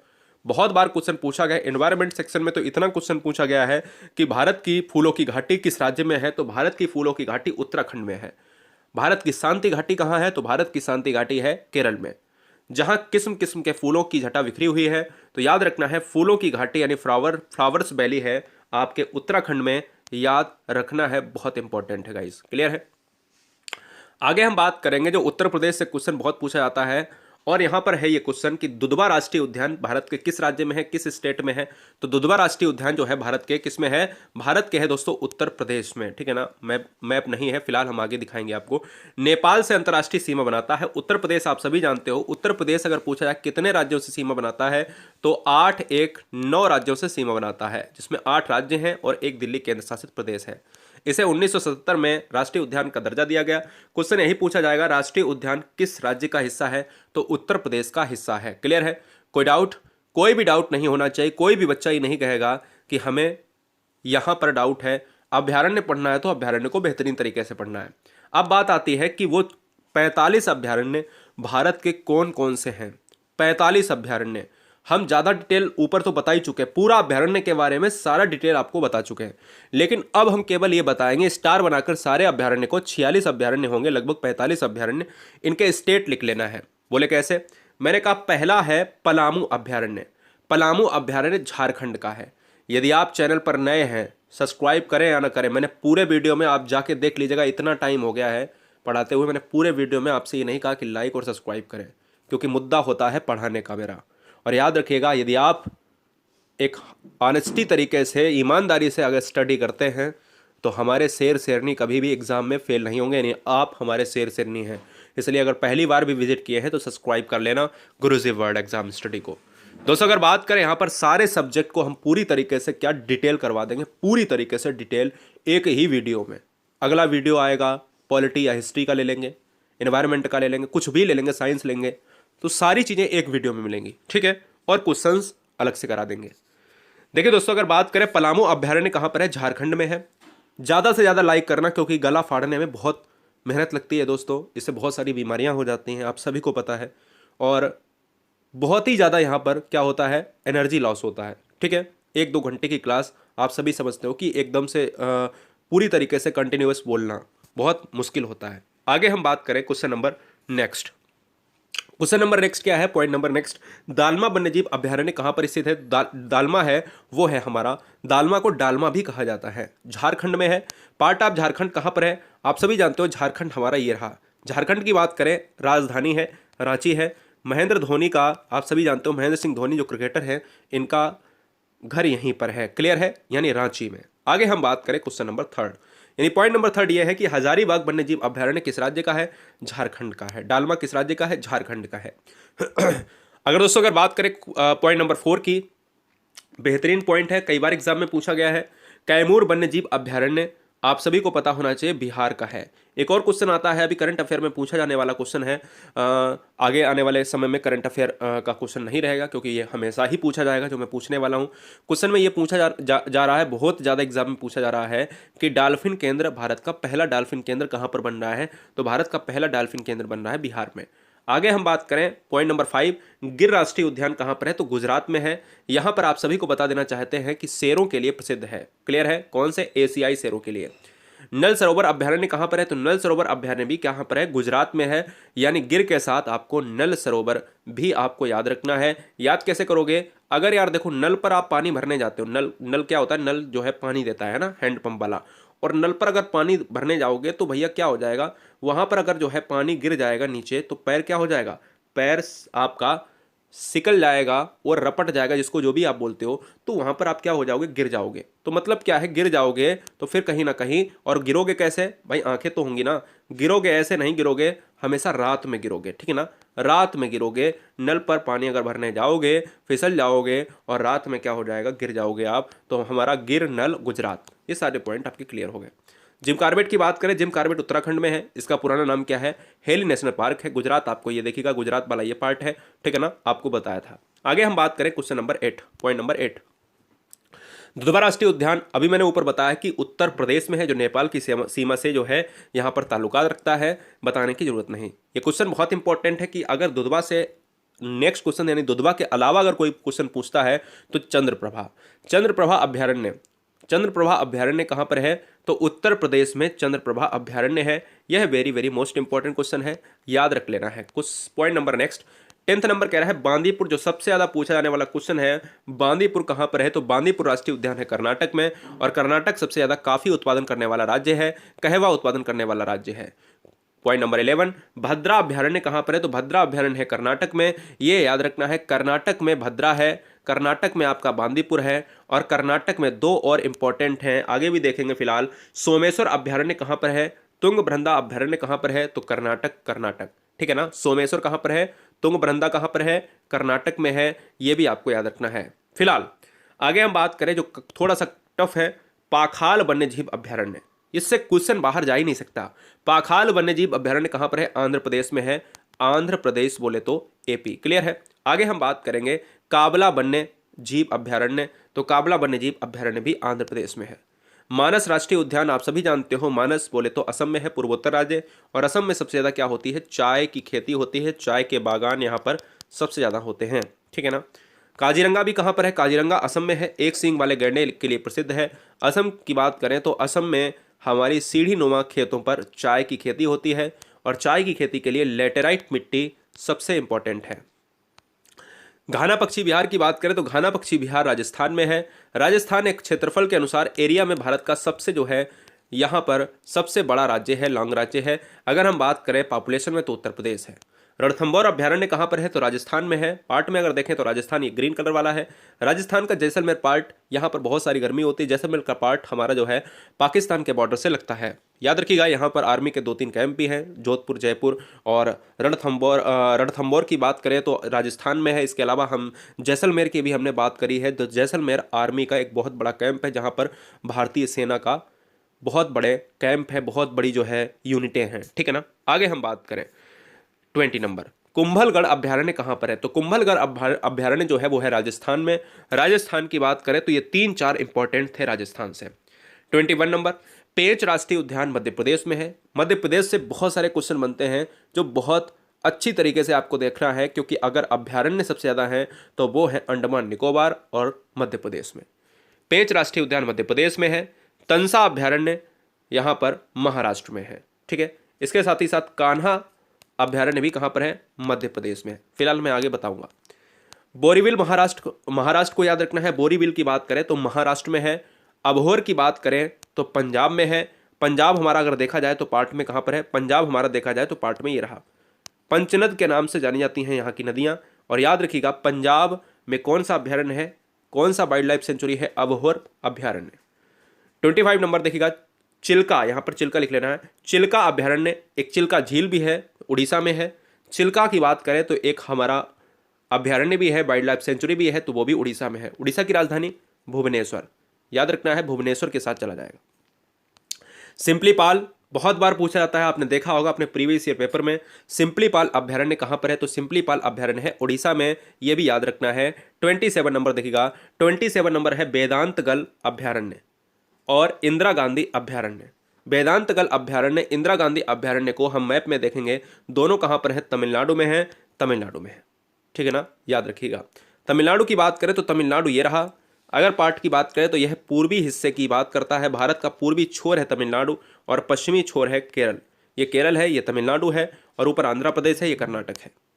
थोड़ा सा अगर हम बात करें तो तमिलनाडु में एक बहुत बढ़िया क्वेश्चन पूछा जाता है कि मधुमलाई अभ्यारण्य किस राज्य का हिस्सा है? तो मधुमलाई अभ्यारण्य भी आपका तमिलनाडु में है। तो ये वाला क्वेश्चन बहुत बार पूछा जाता है, बहुत बार पूछा गया। अगर हम बात करें डम्फा अभ्यारण्य, डम्फा अभ्यारण्य है एक, देखिए डालमा अलग है, डालमा अलग है, डम्फा अलग है। डालमा आपका किस राज्य में है? ऊपर मैं बता चुका हूं, कमेंट करो फटाफट। डम्फा अभ्यारण्य कहां पर है? तो मिजोरम में है। पेरियार अभ्यारण्य कहां पर है? तो केरल में है। ये जो बहुत इंपॉर्टेंट फैक्ट है जो मैंने अभी ऊपर मैप में बताया, तो पेरियार एक क्या है आपका? पेरियार एक नदी भी है। अगर क्वेश्चन में पेरियार नदी पूछे तो भी केरल मारिएगा, अगर पेरियार अभ्यारण्य पूछे तो भी आप केरल मारिएगा। आगे हम बात करें 32, पराम्बिकुलम अभ्यारण्य कहां पर है? तो पराम्बिकुलम कई बार एग्जाम में ट्रेंड किया हुआ क्वेश्चन है, कई बार एग्जाम में ट्रेंड किया हुआ क्वेश्चन है। पराम्बिकुलम हमारा कहां पर है? हमारा केरल में है। केरल दोस्तों वही वाला क्षेत्र है जहां पर रबर का उत्पादन सबसे ज्यादा होता है, जहां पर आपकी जो जनसंख्या है वो स्त्रियों की सबसे ज्यादा है। केरल वही राज्य है जहां पर नौका बहुत प्रसिद्ध है, यानी नौकायन बहुत प्रसिद्ध है। केरल दोस्तों वही राज्य है जहां पर सबसे ज्यादा साक्षरता है। आगे हम बात करेंगे पॉइंट नंबर 33। देखिए मध्य प्रदेश बहुत इंपॉर्टेंट है, याद रखना। कान्हा राष्ट्रीय उद्यान और पेंच राष्ट्रीय उद्यान मध्य प्रदेश में है। 34, पंचमढ़ी अभ्यारण्य कहां पर है? मध्य प्रदेश में है, ठीक है। आगे हम बात करें मध्य प्रदेश को अगर देखा जाए मैप में, तो मध्य प्रदेश ये रहा। भारत में सबसे ज्यादा सोयाबीन का उत्पादन मध्य प्रदेश में होता है। सोयाबीन में कितना प्रोटीन होता है? 42%। सबसे ज्यादा प्रोटीन किसमें होता है? सोयाबीन में ही होता है। 35, डाची ग्राम राष्ट्रीय उद्यान कहां पर है? जम्मू एंड कश्मीर, जिसको हम JNK भी कहते हैं, जो एक थोड़ा सा विवादित हिस्सा है। आगे हम बात करें 37, बांधवगढ़ राष्ट्रीय उद्यान कहां है? मध्य प्रदेश में है, जहां पर बंगाल टाइगर के लिए प्रसिद्ध क्षेत्र माना जाता है। बहुत इंपॉर्टेंट है नागरहोल। नागरहोल राष्ट्रीय उद्यान कर्नाटक में है। कर्नाटक के नागरहोल को मैंने बताया, कर्नाटक में एक और नृत्य भी होता है, यक्षगान, यक्षगान नृत्य भी होता है, ये भी आपको याद रखना है। 39, पखुई वन्यजीव अभ्यारण्य कहां पर है? तो पखुई वन्यजीव अभ्यारण्य है अरुणाचल प्रदेश में, याद रख लेना है दोस्तों, बहुत इंपॉर्टेंट है। 40 नंबर है सुल्तानपुर झील अभ्यारण्य कहां पर है? तो हरियाणा में है। सुल्तानपुर झील अभ्यारण्य हरियाणा, बहुत इंपॉर्टेंट है। हरियाणा में एक ही यही पूछा जाता है। रोहिला राष्ट्रीय उद्यान एक ही पूछा जाता है हिमाचल प्रदेश में, रोहिला, ठीक है। सुंदरबन राष्ट्रीय उद्यान बच्चे बच्चे को पता है कि पश्चिम बंगाल में है, और सुंदरबन डेल्टा भी यहाँ पर बनता है, जो गंगा और ब्रह्मपुत्र नदियों के द्वारा बनता है। सुंदरबन डेल्टा और पश्चिम बंगाल की बात करें तो यहाँ पर सुंदरी वन वृक्ष पाए जाते हैं, इसीलिए इसका नाम बन गया है सुंदरबन डेल्टा, जो भारत का ही नहीं विश्व का सबसे बड़ा डेल्टा है। भगवान Mahavir, very very most important, भगवान महावीर उद्यान कहाँ पर है? तो यहाँ पर आपका गोवा हो जाएगा। गोवा किस नदी के किनारे बसा हुआ है? मांडवी नदी के किनारे बसा हुआ है। गोवा की राजधानी पणजी है। नोगाई खाइलेम की बात करें तो अभ्यारण्य बहुत इंपॉर्टेंट है, एक ही है, नोगाई खाइलेम हमारा है मेघालय में। और जो सबसे ज़्यादा इंपॉर्टेंट है, विश्व में सबसे ज़्यादा नाम आता है, सबसे ज़्यादा इंपॉर्टेंट है केबुल लामजाओ। क्वेश्चन में ये पूछा जाता है कि एकमात्र ऐसा तैरता हुआ अभ्यारण्य बताइएगा जो विश्व में एक है। किस देश में है? इंडिया में है। इंडिया के किस राज्य में है? मणिपुर में। मणिपुर में है तो उसका क्या नाम है? तो याद रखिएगा, तैरता हुआ अभ्यारण्य। क्वेश्चन में पूछे पहला क्वेश्चन, ध्यान दीजिएगा, लिख लेना इसको। क्वेश्चन नंबर पहला अगर एग्जाम में पूछता है कि विश्व का एकमात्र तैरता हुआ अभ्यारण्य कहां पर है, तो आंसर जाएगा भारत, यानी इंडिया। क्वेश्चन नंबर 2, भारत का अभ्यारण्य जो तैरता हुआ है विश्व में नंबर 1 है, वो कहां है, किस स्टेट में है? मणिपुर। उसका तीसरा क्वेश्चन, उसका नाम क्या है? केबुल लामजाओ, ठीक है ना, केबुल लामजाओ है। बहुत इंपॉर्टेंट है दोस्तों, बहुत ज्यादा ही इंपॉर्टेंट है। क्लियर है? चलिए, बहुत अच्छे, बहुत मजा आ गया दोस्तों। अगले पॉइंट की हम बात करेंगे, ये वाला बहुत अच्छी तरीके से याद रख लेना है दोस्तों। अगला टॉपिक है भारत के लोक नृत्य, यानी हमारे जो फोक डांस वगैरह हैं, इनको यहां पर देखना है कि किस तरीके से एग्जाम में पूछता है कि भैया कचिपुड़ी कहाँ का है, कथकली कहाँ का है, भरतनाट्यम कहाँ का है ना। तो इस तरीके से सारे राज्य को हम देख लेंगे वन लाइनर के तौर पर, जो एग्जाम में डायरेक्ट पूछ ले जाते हैं। ज़्यादा डिटेल अगर आपको पढ़ना है तो हमारे साथ बने रहिएगा। महत्वपूर्ण प्रसिद्ध भारतीय लोक नृत्यों की बात करें तो फेमस इंडियन डांस फॉर्म, जो कला क्षेत्र की सूची दी गई है, विद मैप के साथ ये देखना बहुत इंपॉर्टेंट है। तो स्टार्टिंग में हम केवल 7 से 8 जानेंगे। तो सबसे पहले हम भरतनाट्यम की बात करते हैं। भरतनाट्यम भारत के तमिलनाडु के क्षेत्र की है, तमिलनाडु क्षेत्र का नृत्य है। याद रखिएगा, यह आपके पूर्वी इलाके की बात करता है जो भारत के मानचित्र में साफ साफ दर्शाया है, यानी कौन सा, ये वाला इलाका। ठीक है, भरतनाट्यम तमिलनाडु से संबंधित है। क्वेश्चन में आ जाए कि भरतनाट्यम किस राज्य का है, तमिलनाडु का। कथक किस राज्य का है, उत्तर भारत का ऑप्शन में है तो मारिएगा, या उत्तर प्रदेश का है तो मारिएगा। कोई डाउट? No doubt. अगर बात करें कथकली की, तो कथकली हमारा केरल से संबंधित है। केरल हमारे बिल्कुल तमिलनाडु के विपरीत में है, ये रहा। और उत्तर प्रदेश हमारा ये वाला रहा। ठीक है, साथ ही साथ याद रखना है कुचिपुड़ी यानी आंध्र प्रदेश। कुचिपुड़ी जो नृत्य है वो है आंध्र प्रदेश से संबंधित। आंध्र प्रदेश मैप में ये वाला रहा। आंध्र प्रदेश तेलंगाना से अलग हो चुका है सन 2014 में। ठीक है ना, यह बात दिमाग में रखना है। भाषाई क्षेत्र का वहां पर क्या था, विवाद था। अगर बात करें मोहिनी अट्टम, मोहिनी अट्टम और भरतनाट्यम दो ही नृत्य ऐसे हैं जिसमें बच्चा कंफ्यूज रहता है। कभी मोहिनी अट्टम केरल लगा देता है, कभी मोहिनी अट्टम तमिलनाडु लगा देता है, कभी भरतनाट्यम केरल लगा देता है, भरतनाट्यम तमिलनाडु लगा देता है। तो याद रखना है दोस्तों, मोहिनी अट्टम केरल से संबंधित है, और जबकि भरतनाट्यम तमिलनाडु, ये है भरतनाट्यम और ये है हमारा केरल वाला क्षेत्र मोहिनी अट्टम। क्लियर है, यह बात दिमाग में रखना है। अब बात करें दोस्तों सत्तरिया, जो बहुत बार एग्जाम में पूछा जाता है। सत्तरिया कहां पर है, असम में है। असम का क्षेत्र कौन सा है, असम का क्षेत्र ये वाला है, ये वाला इलाका। याद रखिएगा, ओडिशा की बात करें तो ओडिशा यानी ओडिसी, ओडिसी लोक नृत्य पूछता है। ओडिशा तो ओडिशा से ही होगा, और मणिपुरी जो होगा वो मणिपुर से होगा। मणिपुरी की बात करें दोस्तों तो मणिपुर हमारा जो राज्य है ये वाला मणिपुर है।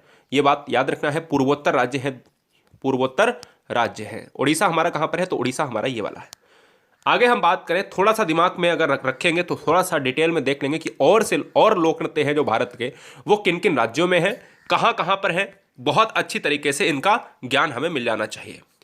देखिए दोस्तों, अगर बात करें लोक नृत्य, मध्य प्रदेश में लोक नृत्य की बात करें तो पडवानी गणगौर नृत्य मनाया जाता है। बहुत बार पूछा गया है कि पडवानी लोक नृत्य भारत के किस राज्य का है, गणगौर नृत्य भारत के किस राज्य का है।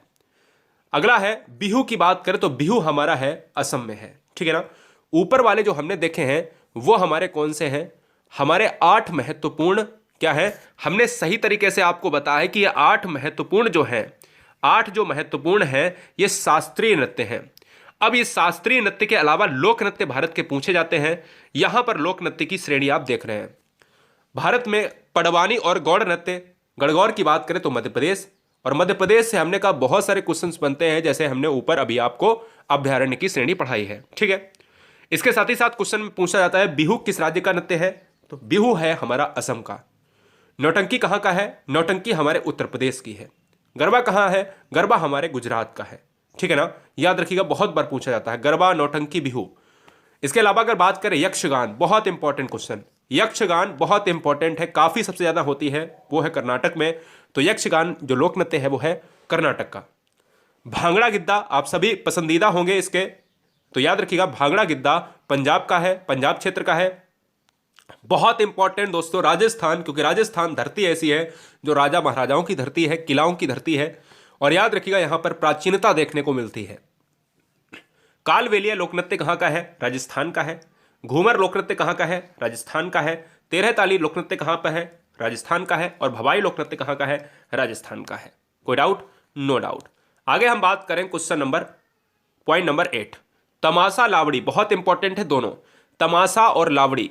तमाशा लोक नृत्य भारत के किस राज्य का हिस्सा है, महाराष्ट्र का। लावड़ी लोक नृत्य भारत के किस राज्य का हिस्सा है, महाराष्ट्र का। कोई डाउट? No doubt. कजरी लोक नृत्य और छौलिया लोक नृत्य, कजरी लोक नृत्य उत्तर प्रदेश और उत्तराखंड यानी उत्तरांचल के पार्ट का है, तो कजरी उत्तराखंड का है। और अगर कजरी उत्तराखंड उस समय ऑप्शन में ना हो तो यूपी दिया होगा, क्योंकि यूपी उत्तराखंड का ही एक भाग था। आगे बात करें दोस्तों, कूद दांडी नाच और रऊफ। ये रऊफ जो है ना, ये रऊफ दोस्तों बहुत बार पूछा जाता है। रऊफ J&K का है, यानी जम्मू कश्मीर का। रऊफ लोक नृत्य जम्मू कश्मीर का है। हमने ऊपर आपको अभ्यारण्य भी बताए थे कि जम्मू कश्मीर में हिमेश, और एक और है आपका कौन सा, जल्दी से बताइएगा, हिमेश अभ्यारण्य है, और एक और है, फटाफट आंसर करिएगा कि जम्मू कश्मीर में हिमेश के अलावा कौन सा है। हाँ जी, बहुत बढ़िया, बहुत बढ़िया गाइस, हिमेश के अलावा आपका कौन सा है एक अभ्यारण्य जहां पर दोस्तों कस्तूरी मृग पाए जाते हैं? हिमाचल प्रदेश की बात कर लेते हैं। हिमाचल प्रदेश में छपेली बहुत इंपॉर्टेंट है, छपेली हिमाचल प्रदेश, हिमाचल है ना, छपेली कैसे याद रखोगे? जैसे अगर आप क्रिकेट के मैदान में जाते हो खेलने के लिए दोस्तों के साथ और आपके पिताजी आते हैं और कंटाप पे मारते हैं और कहते हैं चल, है ना, और चल का मतलब है कि छाप देते हैं आपके गाल पे, है ना, छाप देते हैं आपके गाल पे, और डांगी और थाली याद रखिएगा, थाली की तरह आपको बजा देते हैं। फिलहाल अगर हम बात करें दोस्तों हिमाचल प्रदेश का कौन सा है? छपेली, दांगी, थाली। बिहार की बात करें तो बिहार बिहू है असम का, लेकिन छऊ है बिहार का। विदेशिया कहाँ का है? विदेशिया भी बिहार का है। जाट जाटिन, जाट जाटिन लिख लेना, जाट जाटिन कहाँ पर है? बिहार का लोक नृत्य है। बहुत बार ये पूछा जाता है क्योंकि बिहारी जो परंपरा है वो भी हमारे एग्जाम में देखने को मिलती है, जो एक बहुत महत्वपूर्ण है, प्रसिद्ध है। दोस्तों अगर बात करें कथकली, मोहिनी अट्टम, कथकली लोक नृत्य हमारा और मोहिनी अट्टम केरल से संबंधित है, मैंने अभी आपको ऊपर बताया।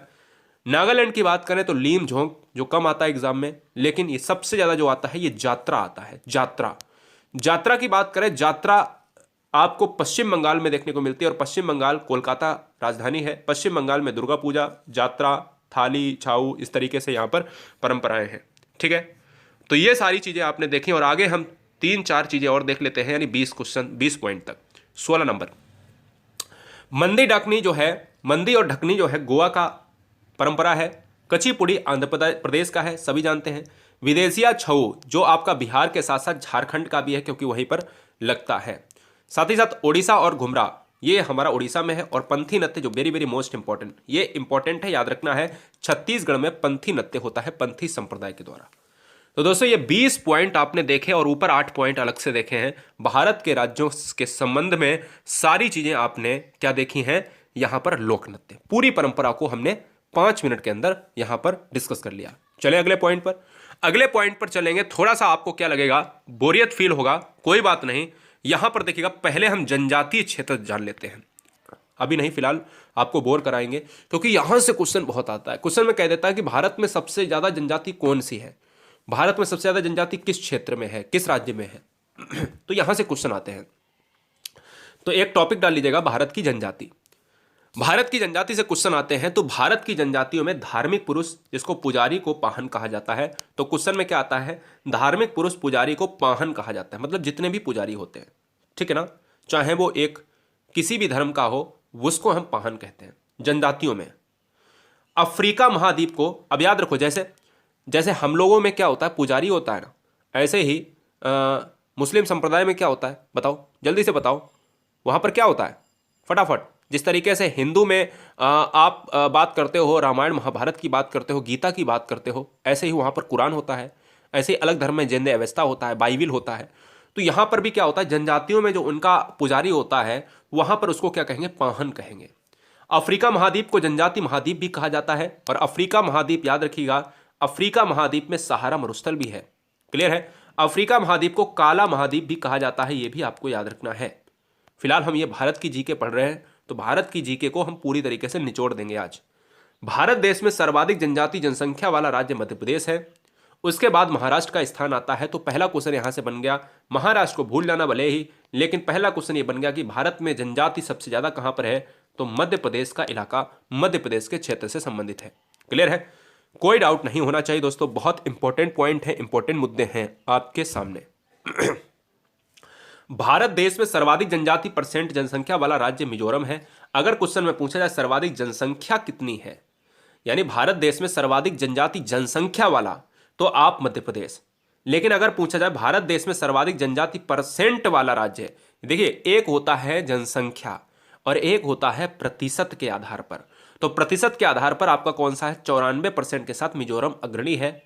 और याद रखिएगा दोस्तों, यहां पर अगला पॉइंट है कि भारत देश में सर्वाधिक जनजाति परसेंट जनसंख्या वाला केंद्र शासित अगर प्रदेश पूछता है, यानी यूनियन टेरिटरी पूछता है, केंद्र शासित प्रदेश है, वो है लक्षद्वीप। लक्षद्वीप में 94%। लक्षद्वीप कहां पर पड़ता है, यहां पर है आपका अंडमान, और यहां पर है आपका लक्षद्वीप, यानी पश्चिमी इलाके में।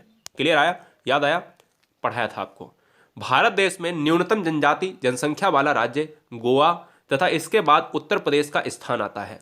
भारत देश में न्यूनतम जनजाति जनसंख्या वाला राज्य कौन सा है, गोवा है, तथा इसके बाद उत्तर प्रदेश का स्थान आता है। पंजाब, हरियाणा, दिल्ली एवं चंडीगढ़ में कोई भी जनजाति निवास नहीं करती है, इसलिए इसको भी ध्यान रखना है। अगला लास्ट पॉइंट है कि किसी भी जनजाति समुदायों की बात करें तो अधिसूचित करने का अधिकार किस पर है? राष्ट्रपति पर है। यह आपका पॉलिटिकल से क्वेश्चन है कि अगर जनजाति जो है अधिसूचित करेगा, उसका अधिकार केवल राष्ट्रपति को है, इसलिए यह क्वेश्चन इंपॉर्टेंट हो जाता है। ना तो प्रधानमंत्री कर सकता है, ना राज्यपाल कर सकता है, ना ही कोई मुख्यमंत्री कर सकता है, केवल राष्ट्रपति करेगा जनजाति के समुदाय का अधिसूचित। क्लियर है? आगे हम बात करेंगे दोस्तों, बहुत इंपॉर्टेंट है, वेरी वेरी मोस्ट इंपॉर्टेंट, जवाब दीजिएगा इसका। अगर क्वेश्चन में पूछ लिया जाए कि भारत में सबसे बड़े जनजातीय समूह कौन से हैं, तो भारत में सबसे बड़े जनजातीय समूह हैं 3। एक है गोंड, एक है भील और एक है संथाल। गोंड और भील आपस में कभी कभी नंबर 1 पर हो जाते हैं 5 महीने में, भील कभी कभी नंबर 1 पर हो जाता है, तो इसलिए इनमें घमासान मचता रहता है। फिलहाल आपको याद रखने हैं कि 3 ही सबसे बड़े हैं भारत में, गोंड, भील, संथाल। अगर क्वेश्चन में पूछ लिया है गोंड कहां पर है, भील कहां पर है, संथाल कहां पर है, किस राज्य का हिस्सा है, तो ये भी हम बताएंगे। गोंड, भील, संथाल है क्या? तो भारत की जनजाति समूह है। क्लियर है? कोई डाउट? No doubt. अगर मैं बात करूं 2 पॉइंट पर, एक है पशुपालक जनजातियां और एक है कृषि वाला। पशुपालक जनजातियों में टोडा जनजाति तमिलनाडु के नीलगिरी पहाड़ी पर निवास करती है तथा भैंस पालन करती है। Very very most important question में आता है कि टोडा जनजाति किस राज्य की है? तमिलनाडु की है। टोडा जनजाति किन पहाड़ियों की है? नीलगिरी पहाड़ियों की। ये नीलगिरी पहाड़ियां कहां पर है? कर्नाटक क्षेत्र की बात करते हैं, तमिलनाडु की क्षेत्र की बात करते हैं। और याद रखिएगा, यहां पर भैंस पालन की बात करते हैं तो भैंस पालन यहां पर टोडा जनजाति करती है। कहां? तमिलनाडु के क्षेत्र में, क्योंकि पशुपालन से संबंधित है। गद्दी एवं बकरावल जनजाति नाम है ये पूरा, गद्दी एवं बकरावल जनजाति। जो 2 जनजातियां हैं, एक गद्दी और बकरावल। बकरावल जनजाति आपको खुद ही पता होगा, गद्दी और बकरावल से नाम याद रखना है बकरी। अच्छा, याद कैसे करोगे? गद्दी की बात करें तो गद्दी को आप ध्यान दीजिएगा, भेड़ में ऊन होती है, ऊन की क्या बना लो आप? गद्दी बना लो, ठीक है ना। और अगर बकरी की बात करें तो यहां पर बकरावल लिखा है, याद कर सकते हो ना। याद करने के लिए कहां पर पाई जाती है? हिमाचल प्रदेश में।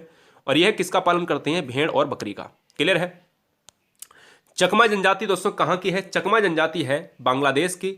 और याद रखिएगा, बांग्लादेश हमारा 3 तरफ से त्रिपुरा को घेरे हुए हैं। यह पूर्वोत्तर भारत में प्रमुखता त्रिपुरा में शरणार्थी के रूप में प्रवेश कर गए हैं। अभी जो मुद्दा है यही बहुत गरमाया हुआ मुद्दा है, इसलिए इस क्वेश्चन को याद रखना है। अब हम बात कर लेते हैं भारत में जनजाति जो किन किन राज्यों में पाई जाती हैं, बहुत अच्छी तरीके से, एक बेहतरीन तरीके से। फिर हम चलेंगे एक नए टॉपिक पर, ठीक है। भारत में अगर क्वेश्चन में पूछ लिया जाए कि गुज्जर जनजाति कहां पर पाई जाती है, तो आंसर होगा जम्मू कश्मीर। यह गुज्जर जनजाति एक मुस्लिम जनजाति है। भारत में गुज्जर जनजाति कहां पर पाई जाती है? जम्मू कश्मीर में दोस्तों। और यह एक कैसी है? मुस्लिम जनजाति है। यह भी बात आपको याद रखनी है। भारत की बात करें दोस्तों, यहां पर पहाड़ी ढालों पर एक निवास करती है जनजाति जिसका नाम है गद्दी, बकरावल, जद्दा और किन्नौर। अभी मैंने आपको बताया है कि ये गद्दी, बकरावल पशुपालक वाली क्या है? जनजातियां हैं। इसके साथ ही साथ जद्दा और किन्नौर कहां की है? हिमाचल प्रदेश की है। और यह पहाड़ी ढालों पर निवास करती है। गद्दी तथा बकरावल जनजाति बकरी और भेड़ों की बात करें तो इन पर आश्रित होती है, इन्हीं का पशुपालन करती हैं। अभी बताया आपको। जो बहुत इंपॉर्टेंट, जो पिछली बार एग्जाम में क्वेश्चन भी था, थारू की बात करें और भेटिया की बात करें, बुक्सा की बात करें, जंसौरी, ये बहुत बार पूछी जाती हैं। ये वाला पार्ट अगर आप भूल गए उत्तराखंड और उत्तर प्रदेश से, तो फिर बेकार, फिर एग्जाम देना ही बेकार। उत्तर प्रदेश, उत्तराखंड और बिहार, राजस्थान, मध्य प्रदेश से ये अगर जनजाति आती हैं तो यहीं से आती हैं। थारू जनजाति के लोग दीपावली को शोक मनाते हैं। ये क्वेश्चन आ चुका है। क्वेश्चन कहता है कि कौन सी जनजाति दीपावली को शोक पर्व के रूप में मनाते हैं, तो है वो थारू। थारू कहाँ की जनजाति है? थारू है उत्तराखंड, उत्तर प्रदेश की है। बुक्सा भी है यहाँ की, भेटिया भी है, जंसौरी भी है। जंसौरी कहाँ की है? भोटिया कहाँ की है? बुक्सा कहाँ की है? उत्तराखंड की है। क्लियर है? याद रखिएगा, भोटिया जो जनजाति है दोस्तों, ये उत्तराखंड की है। कई बार एग्जाम में पूछा गया है, बहुत बार एग्जाम में पूछा गया है। एनसीईआरटी बुक आप खोलोगे तुरंत मिल जाएगा। हिमालय के तराई वाले क्षेत्रों में उत्तराखंड की ही जनजाति निवास करती हैं। ये सारी जनजाति, जिसमें थारू जनजाति यहाँ पर उत्तर प्रदेश की बहुत इंपॉर्टेंट है, याद रखना है। आगे हम बात करें उत्तर प्रदेश में, हमने देखा, हम राजस्थान की बात करेंगे। राजस्थान में यहाँ पर 3 जनजातियाँ हैं, एक कालबेलिया, एक गरसिया और एक है मीणा। कालबेलिया भी हमने ऊपर लोक नृत्य भी देखा था। कालबेलिया एक सपेरा है, जनजाति समुदाय है। और कालबेलिया दोस्तों एक लोक नृत्य भी है। कालबेलिया, मीणा और गरसिया, यह दोस्तों आपके राजस्थान पार्ट से संबंधित हैं। अब बात आती है सबसे महत्वपूर्ण मध्य प्रदेश, क्योंकि मध्य प्रदेश सबसे ज्यादा जनजाति समूह वाला क्षेत्र है। कोल, भील, लंबाड़ी, बैगा, सहरिया। बैगा जनजाति पूरी तरह से प्रकृति पर निर्भर होती है, यानी प्रकृति जो देगी अनाज पैदा होगा, हम उसी पर डिपेंड करेंगे। बैगा जनजाति भारत की कहाँ पर पाई जाती है? मध्य प्रदेश में। भील जनजाति भारत की मध्य प्रदेश में। बैगा, सहारिया, कोल, भील, लंबाड़ी मध्य प्रदेश के क्षेत्र में। अगरिया जनजाति और भरिया दोनों में लास्ट में रिया आ रहा है, छत्तीसगढ़ के साथ चला जाएगा। कुछ मात्रा में मध्य प्रदेश की जनजातियां भी यहाँ पर निवास करती हैं, यह बात दिमाग में फिट रख लेना है। और लास्ट के बहुत इंपॉर्टेंट फैक्ट हैं ये दोस्तों, ये वाली तीनों पहाड़ियाँ भी हैं और जनजाति भी हैं, जनजाति भी हैं और इन्हीं के नाम पर यही पहाड़ियाँ भी हैं। यहाँ पर वर्षा सबसे ज़्यादा होती है मासनीराम में। गारो खासी जयंतियाँ तीनों पहाड़ियाँ भी हैं। अगर क्वेश्चन में पूछा जाए गारो खासी जयंतियाँ क्या है, तो नीचे अगर पहाड़ी है ऑप्शन पहाड़ी मारिए, जनजाति है तो जनजाति मार दिए, कभी भी दोनों ऑप्शन साथ में नहीं आएंगे। अगर क्वेश्चन में पूछे गारो खासी जयंतियाँ पहाड़ियाँ कहाँ पर हैं, तो आंसर होगा मेघालय। अगर क्वेश्चन में पूछा कि गारो खासी जयंतियाँ जनजाति कहाँ पर है, तो भी आंसर होगा मेघालय में। मेघालय शिलोंग से संबंधित है। अगर दोस्तों आगे बात करें, असम में बोडो बहुत इंपॉर्टेंट है। बोडो ये बहुत पूछा जाता है। असम के साथ साथ मेघालय के साथ साथ गारो खासी जयंतियां असम में भी हैं, ये भी जनजाति हैं। बोडो जनजाति असम में पाई जाती है। असम आपका चाय उत्पादन में सबसे बड़ा राज्य है। अरुणाचल प्रदेश में जो इंपॉर्टेंट है वो है डफला, और एक इंपॉर्टेंट है मिसमी और अबोर। ये तीनों चीज़ें बहुत इंपॉर्टेंट, जिसमें अबोर और मिसमी को तो भूलना नहीं है, एनसीईआरटी बुक में साफ साफ लिखा है। अरुणाचल प्रदेश में अबोर, मिसमी, डफला और मिरी, यह है चारों जनजातियां हैं जो अरुणाचल प्रदेश के क्षेत्र में पाई जाती हैं। और लास्ट की दो जनजाति, नागा जनजाति बहुत इंपॉर्टेंट है, नागालैंड में है, और कुकी जनजाति मणिपुर में है। ठीक है, तो ये दोस्तों जनजातियों से था। अब हम जानेंगे 8 से 10 ऐसे क्वेश्चन जो होंगे मंदिर। आपके एग्जाम में एक क्वेश्चन यहां से जरूर पूछा जाता है कि मंदिर जो है वो किस राज्य का हिस्सा है, यह मंदिर कहां है। कामाख्या मंदिर भारत में कहां पर है, कोणार्क मंदिर भारत में कहां पर है। ठीक है, तो इसलिए अधूरा ज्ञान नहीं लेना है, अधूरा ज्ञान बिल्कुल नहीं लेना है, और जबरदस्त तरीके से सारे चीजों को बहुत अच्छी तरीके से क्या कर लेना है, डिस्कस कर लेना है। मंदिर देखिएगा दोस्तों, चन्ने केशव मंदिर बेल्लूर कर्नाटक में है। सूर्य मंदिर को ब्लैक पगोडा कहा जाता है, बहुत इंपॉर्टेंट, बार बार पूछा गया है, स्टार लगा दिया है, जिसमें स्टार लगा दूं सब समझो इंपॉर्टेंट है। सूर्य मंदिर कहां पर है, उड़ीसा में है। बृहदेश्वर मंदिर तंजौर में है, तमिलनाडु का क्षेत्र है। गांगे कोडाचोलीश्वरम मंदिर कहां पर है, तमिलनाडु में है, बहुत इंपॉर्टेंट है, और जिसपे स्टार लगाऊंगा वो ध्यान रखना। ऐरावतेश्वर मंदिर जो है कहां पर है, तमिलनाडु में है। तमिलनाडु क्षेत्र में जो है सबसे ज्यादा मंदिर है, ये वाला तमिलनाडु जो क्षेत्र होता है, ये वाला केरल होता है। और याद रखना है, हजारा राम मंदिर हम्पी कर्नाटक में है। विरूपाक्ष मंदिर कर्नाटक में है, स्टार लगा दिया, बहुत इंपॉर्टेंट है। स्वर्ण मंदिर अमृतसर में है, इंपॉर्टेंट लगा दिया। जगन्नाथ मंदिर सभी बच्चों को पता है, पुरी में है, उड़ीसा में है, याद रखिएगा। कैलाश मंदिर दोस्तों यहाँ पर एलोरा महाराष्ट्र में है, इंपॉर्टेंट है, स्टार लगा दीजिएगा। महाबलेश्वर मंदिर उज्जैन में है। मीनाक्षी मंदिर, इसमें भी स्टार लगाइएगा, मदुरई में है, बहुत बार पूछा जाता है। और याद रखिएगा स्वर्ण मंदिर दोस्तों महाबलीपुरम, अभी हम स्क्रीनशॉट भी आपको लेने का टाइम देंगे। सोमनाथ मंदिर स्टार लगा लो, जूनागढ़ गुजरात में है। तिरुपति मंदिर स्टार लगा लो, आंध्र प्रदेश में है, चित्तौड़ में है। सबरीमला मंदिर विवादित रहता है, स्टार लगा लो, महिलाओं की प्रवेश के लिए विवादित रहा था, केरल का मंदिर, बहुत यहाँ पर जो है न्यायालय में इसका मामला जाता है। दिलवाड़ा मंदिर माउंट आबू, स्टार लगा लो। कामाख्या मंदिर अभी मैंने पूछा था, स्टार लगा लो। और ज्येष्ठा देवी मंदिर श्रीनगर जम्मू कश्मीर। ठीक है ना, तो ये सारी चीज़ें आपकी मंदिर से थी। बहुत ज़बरदस्त तरीके से इन चीज़ों को याद रखना, क्लियर है। थोड़ा सा यहाँ पर समय आपको लेना पड़ेगा क्योंकि समझना भी पड़ेगा इसको स्क्रीनशॉट लेने में, ठीक है ना। ये सारी चीज़ें मंदिर से थी, मंदिर को आपको नहीं भूलना है किसी भी हालत में। आगे हम बात करेंगे नेक्स्ट पॉइंट पर। नेक्स्ट पॉइंट क्या होंगे हमारे, बहुत इंपॉर्टेंट होंगे दोस्तों, चिड़ियाघर। चिड़ियाघर इंपॉर्टेंट होंगे। इसके अलावा हम बात करेंगे, बहुत ज़बरदस्त पॉइंट आ रहा है। इन 7 पॉइंट के बाद जो एग्जाम में सबसे ज़्यादा फैक्ट पूछा जाता है वो अगले फैक्ट पर अगली साइड में होगा। सबसे पहले चिड़ियाघर जान लेते हैं। भारत में कौन सा चिड़ियाघर कहाँ पर स्थित है। क्वेश्चन में आता है एलन वन चिड़ियाघर, जो हम स्टार लगाएं वो बहुत इंपॉर्टेंट तरीके से देख लेना है, उसको तो भूलना नहीं। एलन वन चिड़ियाघर कहाँ पर है, स्टार लगा लेना है, कानपुर में है, याद रखना है, very very most important. Alipur प्राणी उद्यान पहला है दोस्तों, भारत की बात करें तो याद रखना है ये भारत में सबसे प्रसिद्ध चिड़ियाघर है, स्टार लगा लेना है, कोलकाता में है। इतना इंपॉर्टेंट नहीं है अरिगन अन्ना चिड़ियाघर, लेकिन फिर भी हमारा फर्ज है बताना, चेन्नई। इंदिरा गांधी प्राणी उद्यान इंपॉर्टेंट है। इंदिरा गांधी प्राणी उद्यान विशाखापट्टनम है, आंध्र प्रदेश का हिस्सा है, स्टार लगा लेना है। कमला नेहरू प्राणी उद्यान अहमदाबाद में है, गुजरात का पार्ट है, स्टार लगा लेना है। छतरवीर जो चिड़ियाघर है वो कहाँ पर है, पंजाब में है, जीरकपुर में। नंदकानन जो सबसे महत्वपूर्ण है, उड़ीसा का हिस्सा है, बहुत बार पूछा जाता है। नंदकानन प्राणी उद्यान भुवनेश्वर में है। राष्ट्रीय प्राणी उद्यान दिल्ली में है, स्टार लगा लो। नेहरू प्राणी उद्यान हैदराबाद में है, हैदराबाद सिकंदराबाद दो आपके जुड़वा नगर कहे जाते हैं। श्री चाम राजेंद्र प्राणी उद्यान मैसूर की बात करता है। और अगर हम बात करें सक्करबाग प्राणी उद्यान जूनागढ़ की बात करता है। और नायडू हिमालय जूलॉजिकल पार्क दार्जिलिंग का है, ये भी बहुत इंपॉर्टेंट है। तो ये सारे इंपॉर्टेंट थे हमारे चिड़ियाघर से, ठीक है। जिसमें आपका जो सबसे ज़्यादा पूछा जाता है वो है आपका दो ये हो गए, इंदिरा गांधी हो गया, नंदकानन हो गया, राष्ट्रीय प्राणी उद्यान हो गया। ये चार आपके पांच आपके बार बार एग्जाम में पूछे जाते हैं। चिड़ियाघर, राष्ट्रीय उद्यान से पांच तो आपको भूलने नहीं है, ठीक है ना, याद रखिएगा। अब बात करना है दोस्तों अगले पॉइंट पर, अगले चैप्टर पर। अगले चैप्टर की बात करें तो यहां पर हम झील से जानेंगे। झीलों से क्वेश्चन बनते हैं, झीलों से क्वेश्चन बनते हैं, ठीक है। बहुत ध्यान से इन चीजों को जानेंगे। भारत की सबसे बड़ी झील कहां पर है, चिल्का झील। याद रखिएगा, भारत की सबसे बड़ी झील कहां पर है, चिल्का झील है। और चिल्का झील दोस्तों एक कैसी झील है, एक खारे पानी की झील है। और एक खारे पानी की झील के साथ साथ एक लैगून झील भी है। तीन क्वेश्चन बनते हैं। सबसे बड़ी झील आपने कहा चिल्का झील, कहां है, उड़ीसा में है, दूसरा क्वेश्चन। कैसी है, तीसरा क्वेश्चन, खारे पानी की है, चौथा क्वेश्चन। और क्या जाना जाता है, लैगून झील। यानी भारत की एक लैगून झील कौन सी है, चिल्का झील।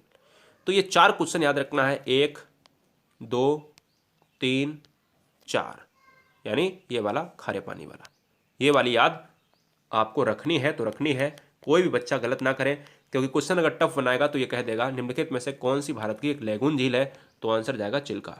खारे पानी की आंसर जाएगा चिल्का, उड़ीसा में आंसर जाएगा चिल्का, बड़ी में आंसर जाएगा चिल्का, ठीक है। भारत की सबसे बड़ी ताजे पानी की झील कहां पर है, तो बूलर झील है। नाम क्या है, बूलर, पहला क्वेश्चन। कहां पर है, दूसरा क्वेश्चन, जम्मू कश्मीर में। तीसरा क्वेश्चन, कैसी है, खारे पानी की या मीठे पानी की, मीठे पानी की, साथ साथ ताजे पानी की। तो ये चार क्वेश्चन यहां पर बन गए, है ना। ताजे पानी की, मीठे पानी की झील है बूलर, कहां पर है, कश्मीर में। मेरी बात समझ गए, क्लियर है। झेलम नदी के मार्ग में बनती है, याद रखिएगा, कौन सी, बूलर झील। अगला क्वेश्चन है, भारत की सबसे ऊंचाई पर स्थित झील सिक्किम में स्थित है। क्वेश्चन में आता है कि भारत की सबसे ऊंचाई पर स्थित झील का नाम क्या है, तो आंसर होगा चोलामू झील, जिसका नाम है तसोलामो झील। याद रखिएगा, सिक्किम में है। और सिक्किम की ऊंचाई यहां पर अगर बात करें, यह झील 5330 मीटर की ऊंचाई पर बहती है। इस चीज को आपको भूलना नहीं है। अगर हम बात करें पूर्वोत्तर भारत की सबसे बड़ी झील कौन सी है, मणिपुर राज्य में है। कौन सी है, लोकटक है। इसी के पास एक राष्ट्रीय उद्यान है, कीबुल लामजाओ, दुनिया का एकमात्र तैरता हुआ राष्ट्रीय उद्यान है। ऊपर सारे राष्ट्रीय उद्यान को हमने अच्छी तरीके से आपको डिस्कस किया है, अच्छी तरीके से डिस्कस किया है। कोई भी बच्चा ये नहीं कह सकता है कि सर हमने पढ़ाया नहीं, ठीक है। हाँ जी, भारत में पूर्वोत्तर राज्य में एक सबसे बड़ी झील है, लोकटक झील है, जिसका नाम है लोकटक। किस राज्य में, मणिपुर राज्य में। इसी के पास कीबुल लामजाओ है। कीबुल लामजाओ क्या है, एक राष्ट्रीय उद्यान है। राष्ट्रीय उद्यान कैसा है, दुनिया का एकमात्र तैरता हुआ राष्ट्रीय उद्यान है जो तैर रहा है। इसी पर शेर, बाघ, चीता सब कुछ रहते हैं, ठीक है, याद रखना है। बात करें दोस्तों मणिपुर की, तो मणिपुर में रहा, मणिपुर वाला क्षेत्र रहा ये वाला, क्लियर है। मणिपुर का क्षेत्र कौन सा है, पूर्वोत्तर राज्य का हिस्सा है, जो मिजोरम और नागालैंड, त्रिपुरा सीमाओं से लगता है, मेघालय सीमाओं से लगता है। झील की बात करें तो जम्मू कश्मीर। अब सही तरीके से एक एक पॉइंट को लिख लेना है। जम्मू कश्मीर में प्योंग त्यों झील, जो चाइना के अधिकार वाले कश्मीर में स्थित है, बहुत इंपॉर्टेंट है। अगर क्वेश्चन में पूछा जाए कि प्योंग त्यों झील किसके अधिकार में है, चाइना, पाकिस्तान, अफगानिस्तान, नेपाल, तो किसके हिस्से में है, चाइना के अधिकार में। बूलर झील दोस्तों, तो बूलर झील किस नदी के पार्ट की बात करता है, झेलम नदी की पार्ट की बात करता है। याद रखिएगा, बूलर झील जो है कहां पर है, जम्मू कश्मीर में है। झेलम के सर्पीलाकार चलने के कारण बनी है। इसे गोखुर झील भी कहा जाता है, वेरी वेरी मोस्ट इंपॉर्टेंट। तो बूलर झील का दूसरा नाम क्या है, गोखुर झील है। अगला पॉइंट है कि डल झील कहां पर है भारत में, तो डल झील है जम्मू कश्मीर में। डल झील कैसी है, ताजे पानी की झील है, यहां पर दलदल पाए जाते हैं, ठीक है। अगला क्वेश्चन आता है ये बताओ नागिन झील, अनंतनाग झील, शेषनाग झील, मंसार झील ये कहाँ पर हैं? ये भी आपके जम्मू कश्मीर में है। याद रखना है जितने भी नांग वाले ट्रिक हैं, नांग वाली झील आती हैं वो हैं हमारी जम्मू कश्मीर में। जम्मू कश्मीर में डल भी है, बूलर भी है और प्योंग त्यो सांग की बात करता है। ठीक है, अगली बात करें, अगला हमारा जो क्वेश्चन आता है वो है हिमाचल प्रदेश से। हिमाचल प्रदेश से क्वेश्चन कैसे आता है दोस्तों बताइएगा।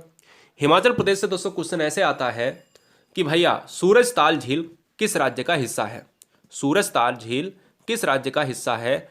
तो सूरजताल झील जो है वो है बाड़ा लाचा दर्रा के पास ताजे पानी की झील, या फिर सूरजताल झील जो है हिमाचल प्रदेश राज्य का हिस्सा है। चंद्रताल, नको झील ये भी हिमाचल प्रदेश का हिस्सा है। रेणुका झील हिमाचल प्रदेश का हिस्सा है। सिरमौर जिले में स्थित यह एक ताजे पानी की झील है। यहाँ एक चिड़ियाघर भी स्थित है। वेरी वेरी मोस्ट इंपॉर्टेंट आते हैं दोस्तों उत्तराखंड से। उत्तराखंड झील 3 झीलों में समाहित है, नैनीताल, रूपकुंड ताल, भीमताल, राकसताल। ये सारी झीलें कहाँ पर हैं? नौकुचिया ताल, एक और याद रखना है नौकुचिया ताल, नौकुचिया ताल, एक और है याद राकसताल। तो यहाँ पर जितने भी राकसताल, नौकुचिया ताल, नैनीताल, भीमताल, रूपकुंड ताल ये सारी जो झीलें हैं वो कहाँ पर हैं? उत्तराखंड के पार्ट में स्थित हैं। सिक्किम में एक झील बहुत इंपॉर्टेंट है जिसका नाम है चोलामू झील। चोलामू झील की बात करें तो भारत की सबसे ऊंची झील है, जो मैंने अभी ऊपर बताया है सिक्किम में। और सिक्किम कहाँ पर पड़ता है? ये वाला सिक्किम पार्ट है जो एक चीन का हिस्सा, चीन के हिस्से से विवादित हिस्सा है। ठीक है ना, याद रखिएगा। यानी चीन और भारत में तनातनी यहीं पर छिड़ी रहती है, सिक्किम और अरुणाचल के प्रदेश के साथ। मणिपुर की बात करें दोस्तों, तो मणिपुर की बात करें तो मणिपुर को मैंने अभी ऊपर आपको बताया है कि मणिपुर में कीबुल लामजाओ पर स्थित एक झील है जिसका नाम है लोकटक झील। यह पूर्वोत्तर राज्य की सबसे बड़ी झील है, भारत की नहीं, यह पूर्वोत्तर राज्य। यहाँ पर यह पूर्वोत्तर राज्य है, भारत तो पूरा है, लेकिन अगर क्वेश्चन में पूछा जाए पूर्वोत्तर राज्य पर सबसे बड़ी झील कौन सी है? लोकटक झील है। कहाँ पर है? मणिपुर में है। कीबुल लामजाओ कहाँ पर है? मणिपुर में है। उड़ीसा, चिल्का झील अभी बता चुका हूँ, लिखना मत। चिल्का झील की बात करें तो एक खारे पानी की झील है, साथ ही साथ भारत की सबसे बड़ी झील भी है और लैगून झील भी है। और याद रखना है दोस्तों, खारे पानी की झील चिल्का झील है कहाँ पर? उड़ीसा में है। उड़ीसा के साथ साथ इसकी राजधानी भी याद रखना है भुवनेश्वर। क्लियर है, याद रखना है। आंध्र प्रदेश देखिएगा, सबसे ज्यादा पूछी जाती है कोलेरू। यहां पर आंध्र प्रदेश में कोलेरू और पुलिकट से ही क्वेश्चन आते हैं। कोलेरू झील बहुत सारे बच्चे महाराष्ट्र मार के चले आते हैं। कोलेरू झील ताजे पानी की झील है, गोदावरी व कृष्णा नदी के बीच में बनती है। पुलिकट झील की बात करें तो इस झील का कुछ हिस्सा तमिलनाडु में भी पड़ता है।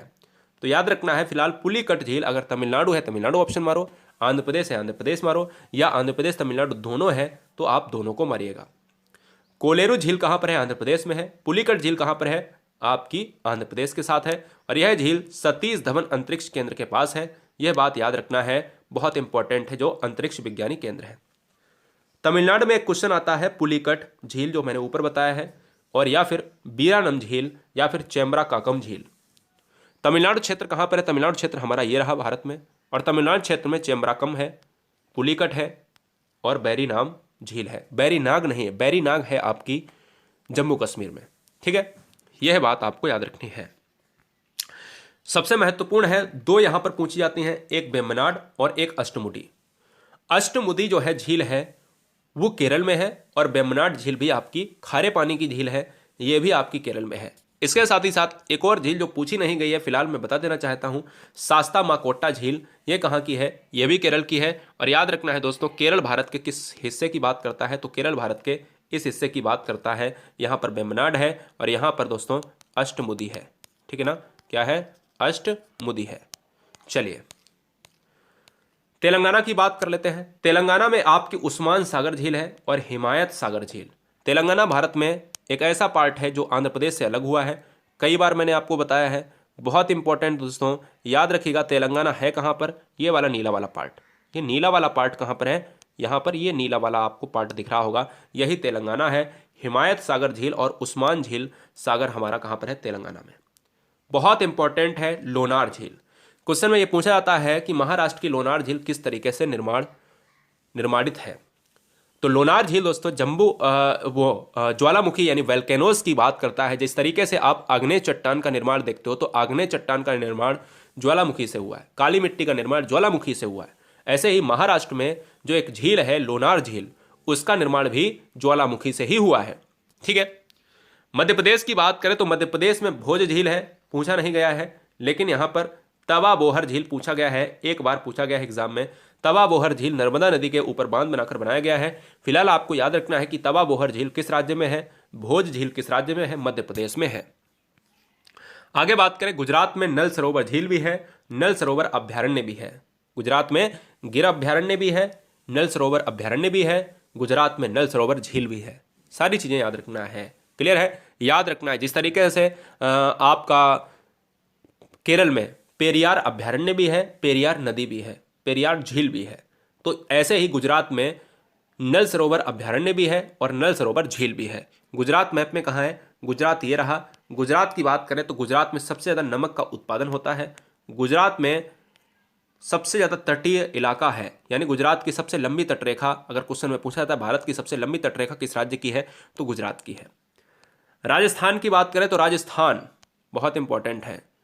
राजस्थान, ये लास्ट ही पॉइंट होगा हमारे हिसाब से राजस्थान का, फिर हम 10 से 12 मिनट के अंदर हम इस पूरे वीडियो को ख़त्म कर देते हैं अगले पॉइंट के लिए।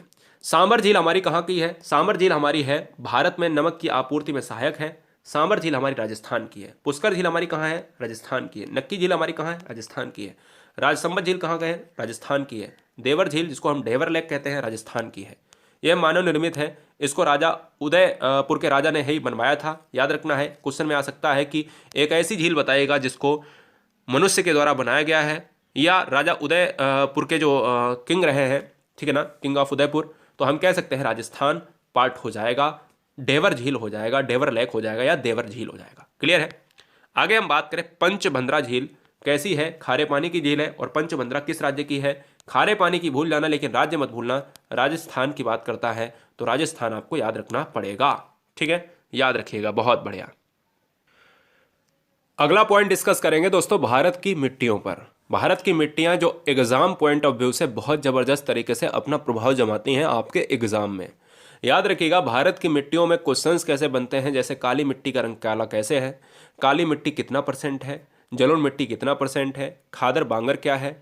साथ ही साथ अगर पूछा जाए कि इस मिट्टी में कौन सी खेती होती है, या काली मिट्टी की प्रकृति कैसी होती है, क्षारीय या अम्लीय होती है, चाय की खेती कौन सी मिट्टी में होती है, कपास की खेती कौन सी मिट्टी में होती है, और बरसीम किस मिट्टी में होता है। बहुत सारी चीज़ें हैं जो आज इस वीडियो में डिस्कस करेंगे, यानी हम पूरी वीडियो में बहुत सारा पार्ट ऊपर पढ़ के आए हैं। ठीक है, चलिए स्टार्ट करते हैं भारत की मिट्टियों का अगला चैप्टर। भारत की मिट्टियां अगर देखा जाए दोस्तों, बहुत देर से पढ़ा रहा हूं, याद रखिएगा चैनल को सब्सक्राइब जरूर कर लें। अगर यहां तक आप वीडियो पर पहुंचे होंगे तो लगभग अगर 3000 बच्चों ने क्लिक किया होगा एक साथ में अगर वीडियो, तो उसमें से सीरियस बच्चे अभी भी यहां पर 1 घंटा के बाद भी यहां पर कितने देख रहे होंगे, लगभग 50 ही बच्चे देख रहे होंगे मेरे हिसाब से। ठीक है, तो वही बच्चे सेलेक्टेड बच्चे होंगे एग्जाम में। तो याद रखिएगा, भारत में अगर मिट्टियों की बात करें तो भारत में उनके गुणों के आधार पर अनुसंधान परिषद, जिसको ICAR कहा जाता है, ठीक है ना, ICAR भारत का कृषि अनुसंधान परिषद है। इन्होंने गुणों के आधार पर, प्रकृति के आधार पर 8 प्रकार के मिट्टियों में बांटा है। यानी अगर क्वेश्चन में पूछा जाए भारत में मिट्टियों के प्रकार कितने हैं, तो भारत में मिट्टियों के प्रकार 8 हैं। किसने दिया है, भारतीय कृषि अनुसंधान परिषद, जिसको ICAR कहते हैं। तो क्वेश्चन कुल मिलाकर यहाँ पर एक तैयार हो गया कि भारत में मिट्टियों को कितने भागों में बांटा गया है, 8 भागों में बांटा गया है। एनी डाउट, एनी डाउट बताइए। कोई डाउट नहीं दोस्तों। आगे हम चलेंगे, हम लेंगे पहला भाग मिट्टी का, जलोढ़ मिट्टी। इसमें हम विशेष मिट्टियों को जानेंगे, केवल हम विशेष मिट्टियों से जहां से क्वेश्चंस बनते हैं। फिलहाल हम पूरा डिटेल जान लेंगे, यानी आगे आने वाले 10 मिनट तक हम मिट्टियों को पढ़ेंगे, क्योंकि भारत एक कृषि प्रधान देश है और भारत कृषि से क्वेश्चंस एग्जाम में भारत में बहुत रखे जाते हैं। क्वेश्चन में ये पूछा जाए कि ये बता दो कि भारत में जो नदियों के द्वारा बहाकर लाई गई मिट्टी को हम क्या कहते हैं, तो आंसर होगा जलोढ़ मिट्टी। पहला क्वेश्चन, केवल स्टार बनाकर जो मैं बोलता जाऊं वही लिखना, ये पूरी व्याख्या मत लिखना। दूसरा क्वेश्चन याद रखना है कि अगर क्वेश्चन में ये पूछा जाए कि भारत में सबसे ज्यादा कौन सी मिट्टी पाई जाती है, सबसे ज्यादा किसका % है, तो वो है जलोढ़ मिट्टी। जलोढ़ मिट्टी को एलुवियल सॉइल भी कहते हैं। जलोढ़ मिट्टी को दोस्तों एलुवियल सॉइल भी कहते हैं, और इसको हम उर्वरक मिट्टी भी कहते हैं। उर्वरक मिट्टी, क्लियर है, उर्वरक मिट्टी भी कहते हैं। तो यह नदियों के द्वारा बहाकर लाई गई है मिट्टी, वही जलोढ़ मिट्टी है। नदियों के द्वारा बाहित और निक्षेपित अवसाद के द्वारा यह मिट्टी बनी होती है, जो मैंने अभी ऊपर बताया। यह नदी कछारों में पाई जाती है, इसलिए यह इसे कछारी मिट्टी भी कहा जाता है। तो इसलिए उर्वरक मिट्टी, उपजाऊ मिट्टी, ध्यान दीजिएगा आपको कैसे अपने नोट्स में लिखना है, जलोढ़ लिख लेना है। जलोढ़ मिट्टी को ऐसे 3 डैश कर देना है। एक लिखना है नदियों द्वारा बहकर लाई गई मिट्टी, उर्वरक मिट्टी, उपजाऊ मिट्टी, और चौथा है कछारी मिट्टी। ये 4 पॉइंट आपको ऐसे लिख लेने हैं नोट्स में, ठीक है। आगे हम बात करेंगे प्रकार। अब देखिए यहाँ पर जलोढ़ मिट्टी जो होती है, ये वाला जो आपको पार्ट दिख रहा है ना जलोढ़ मिट्टी का, यही वाला जो पार्ट होता है उत्तर भारत का पार्ट होता है। जो यहाँ पर उत्तर भारत का जो पार्ट होता है नदियों के द्वारा है। यहाँ पर गंगा भी है, यमुना भी है, बहुत सारी नदियाँ हैं, और इधर से ब्रह्मपुत्र नदी भी आती है। तो जितना भी ये वाला नीला नीला पार्ट दिख रहा है नॉर्मल वाला, यही क्या है, जलोढ़ मिट्टी का भाग है। जलोढ़ मिट्टी को 2 भागों में बांटा गया है, एक है खादर मिट्टी, एक है बांगर। खादर मिट्टी वो है जो नवीन जलोढ़ मिट्टी है, यानी जो नदियाँ नई जलोढ़ मिट्टी बहाकर लाती हैं अपने साथ, वही है दोस्तों खादर। और बांगर मिट्टी को कहा जाता है प्राचीन जलोढ़ मिट्टी। ये क्वेश्चन एग्जाम में बहुत बार पूछा गया है। क्वेश्चन में कहता है कि खादर मिट्टी कैसी होती है, तो पुरानी होती है क्या या नवीन। तो नई मिट्टी को खादर मिट्टी कहते हैं और पुरानी मिट्टी को बांगर मिट्टी कहते हैं। एक अगर मैं बता दूं ट्रिक से तो दूसरी अपने आप याद हो जाएगी। तो बांगर का मतलब बा से आप याद रखिएगा, बा से बासी, और बासी रोटियां रात में कैसी हो जाती हैं, सुबह तक हो जाती हैं, प्राचीन हो जाती हैं, यानी पुरानी हो जाती हैं। अब याद हो गया ना, यानी बांगर, बासी और पुरानी। अब एक बचेगा हमारा खादर, वो तो नया हो ही जाएगा, सिंपल सी बात है। अब बात करें दोस्तों, इसको हम बलुई मिट्टी या दोमट मिट्टी भी कहते हैं। बलुई मिट्टी से चिकनी मिट्टी पश्चिम में अधिक बलुई है, जबकि गंगा में मैदान में, ब्रह्मपुत्र घाटी में यहाँ पर क्या है, इसकी क्ले की मात्रा ज़्यादा है।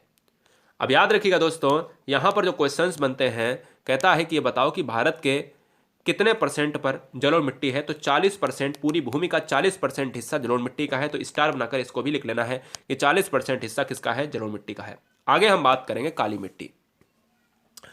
काली मिट्टी की बात करें, अच्छा जलोढ़ मिट्टी में क्या होगा, जलोढ़ मिट्टी में होगा गेहूं होगा सबसे अच्छा, धान होगा बढ़िया वाला, ठीक है ना।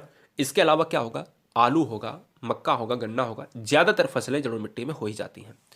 काली मिट्टी की बात करें तो काली मिट्टी का जो रंग होता है वो काला क्यों होता है, तो ये लिख लो पहले, टिटैनिफेरस मैग्नेटाइट, या मैं जी लिख दे रहा हूँ, मैग्नेटाइट, ठीक है ना। टिटैनिफेरस मैग्नेटाइट की वजह से इसका रंग होता है काला।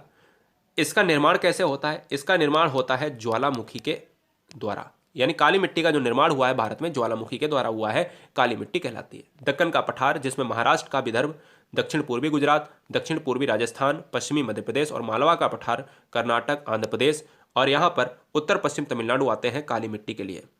अब याद रखिएगा, काली मिट्टी का सबसे अधिक, यही पूछा जाएगा, इतनी व्याख्या आपको याद करने की जरूरत नहीं है। काली मिट्टी का सबसे अधिक क्षेत्र पूछा जाता है कहाँ पर है, महाराष्ट्र में है।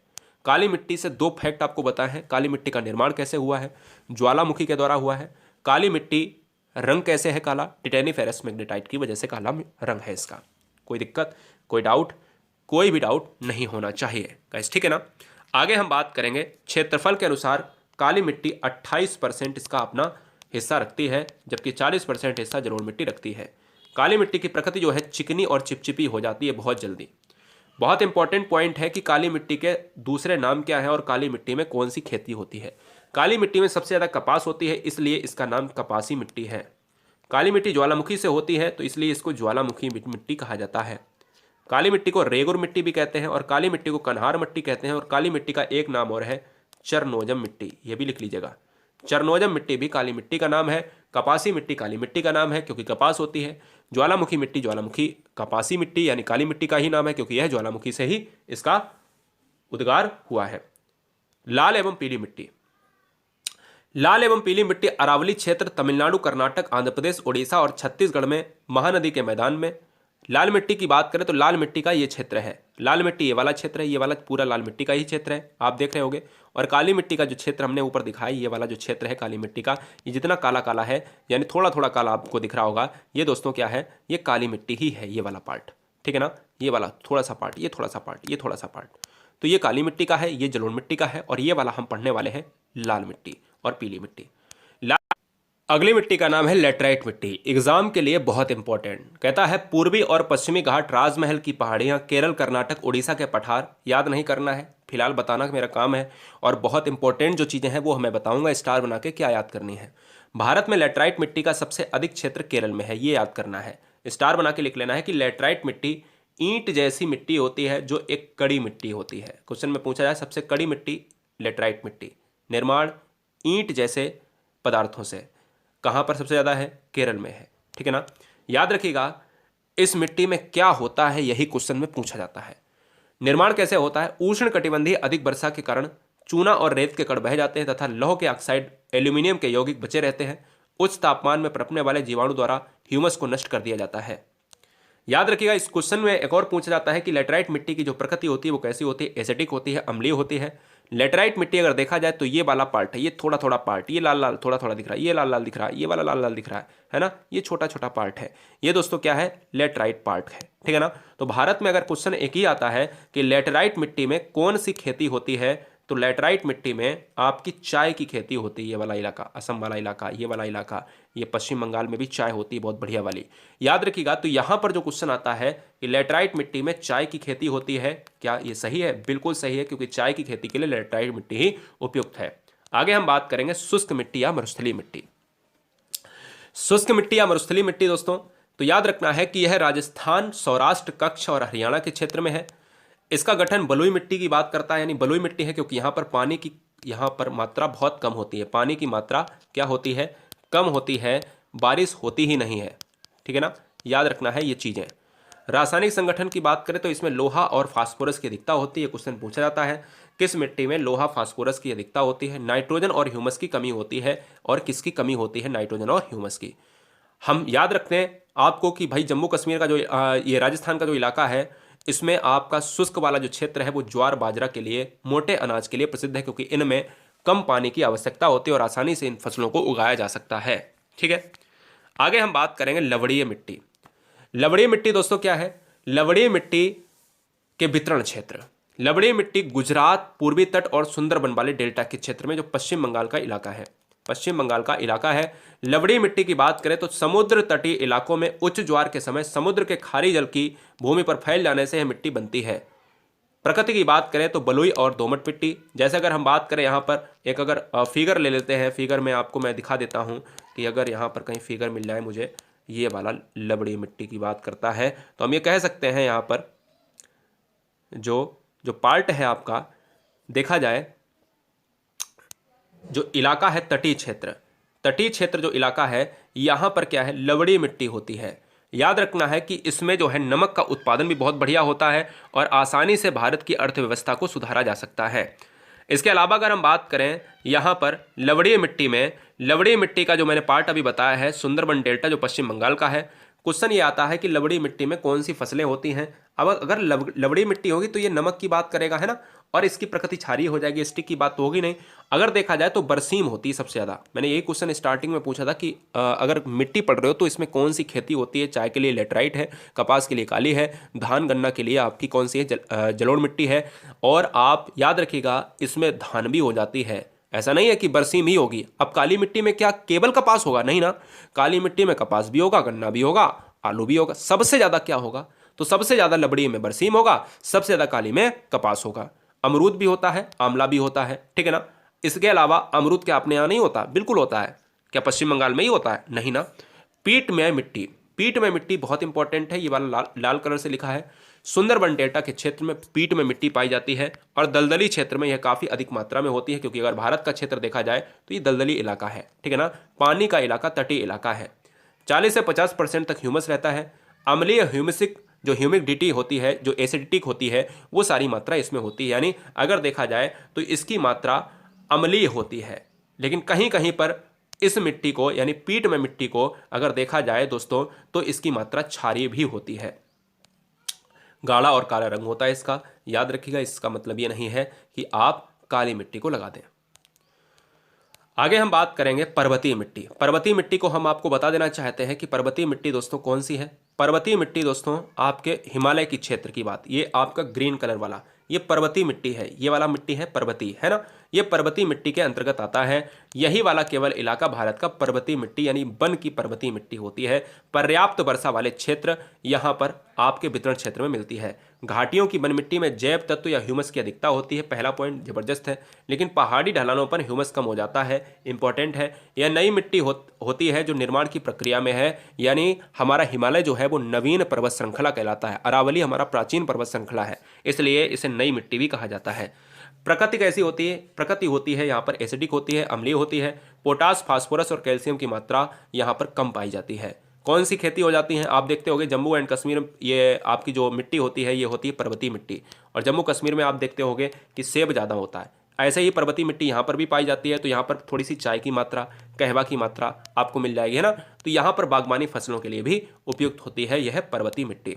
आगे हम बात करेंगे, पूरे संक्षेप को अच्छी तरीके से पढ़ लीजिएगा। अगर आपको मिट्टी नहीं समझ में आई ऊपर, तो अब समझ में आ जाएगी कि जितना पढ़ाया है वो वन लाइनर में किस किस तरीके से पढ़ा जाता है। ध्यान दीजिएगा, बहुत इंपॉर्टेंट तरीके से अगर क्वेश्चन में आ जाए कि ये बताओ कि जलोढ़ मिट्टी कितने परसेंट है? 40% है। जलोढ़ मिट्टी कैसी मिट्टी है? खादर और बांगर मिट्टी। नई मिट्टी खादर है, पुरानी मिट्टी बांगर है। जलोढ़ मिट्टी कैसी मिट्टी है? उपजाऊ मिट्टी है। जलोढ़ मिट्टी किस तरीके की मिट्टी है? नदियों के द्वारा बहाकर, अवसादों के द्वारा बहाकर लाई गई मिट्टी जलोढ़ मिट्टी है। पॉइंट नंबर नेक्स्ट, जलोढ़ मिट्टी भारत में कितने परसेंट है? 40% है, हो गया है। काली मिट्टी की जलधारण क्षमता अधिक होती है। क्वेश्चन में अगर पूछा जाए कि निम्नलिखित मिट्टियों में किनकी जलधारण क्षमता यानी जल को धारण करने की क्षमता सबसे ज़्यादा होती है, वो है ब्लैक सॉइल यानी चरनोजम मिट्टी, यानी रेगुर मिट्टी, यानी काली मिट्टी, यानी कपासी मिट्टी, यानी कनहार मिट्टी, यानी ज्वालामुखी मिट्टी। कितने नाम है यार, है ना। तो बहुत अच्छी ये चीज़ें आपको दिमाग में रखनी है। यह कपास की खेती के लिए उपयुक्त है। काली मिट्टी में गर्मी में गहरी दरारें पड़ जाती हैं, इसलिए इसे स्वतः जुताई वाली मिट्टी भी कहते हैं। रेगुर मिट्टी इसका अन्य नाम है, यह भी बात याद रखना है। दक्कन का पठार, मालवा का पठार काली मिट्टी के क्षेत्र में आते हैं। काली मिट्टी का सबसे बड़ा क्षेत्र महाराष्ट्र है, वेरी वेरी मोस्ट इंपॉर्टेंट, ये बता चुका हूं। और कपास के लिए सबसे ज़्यादा क्षेत्र कौन सा है?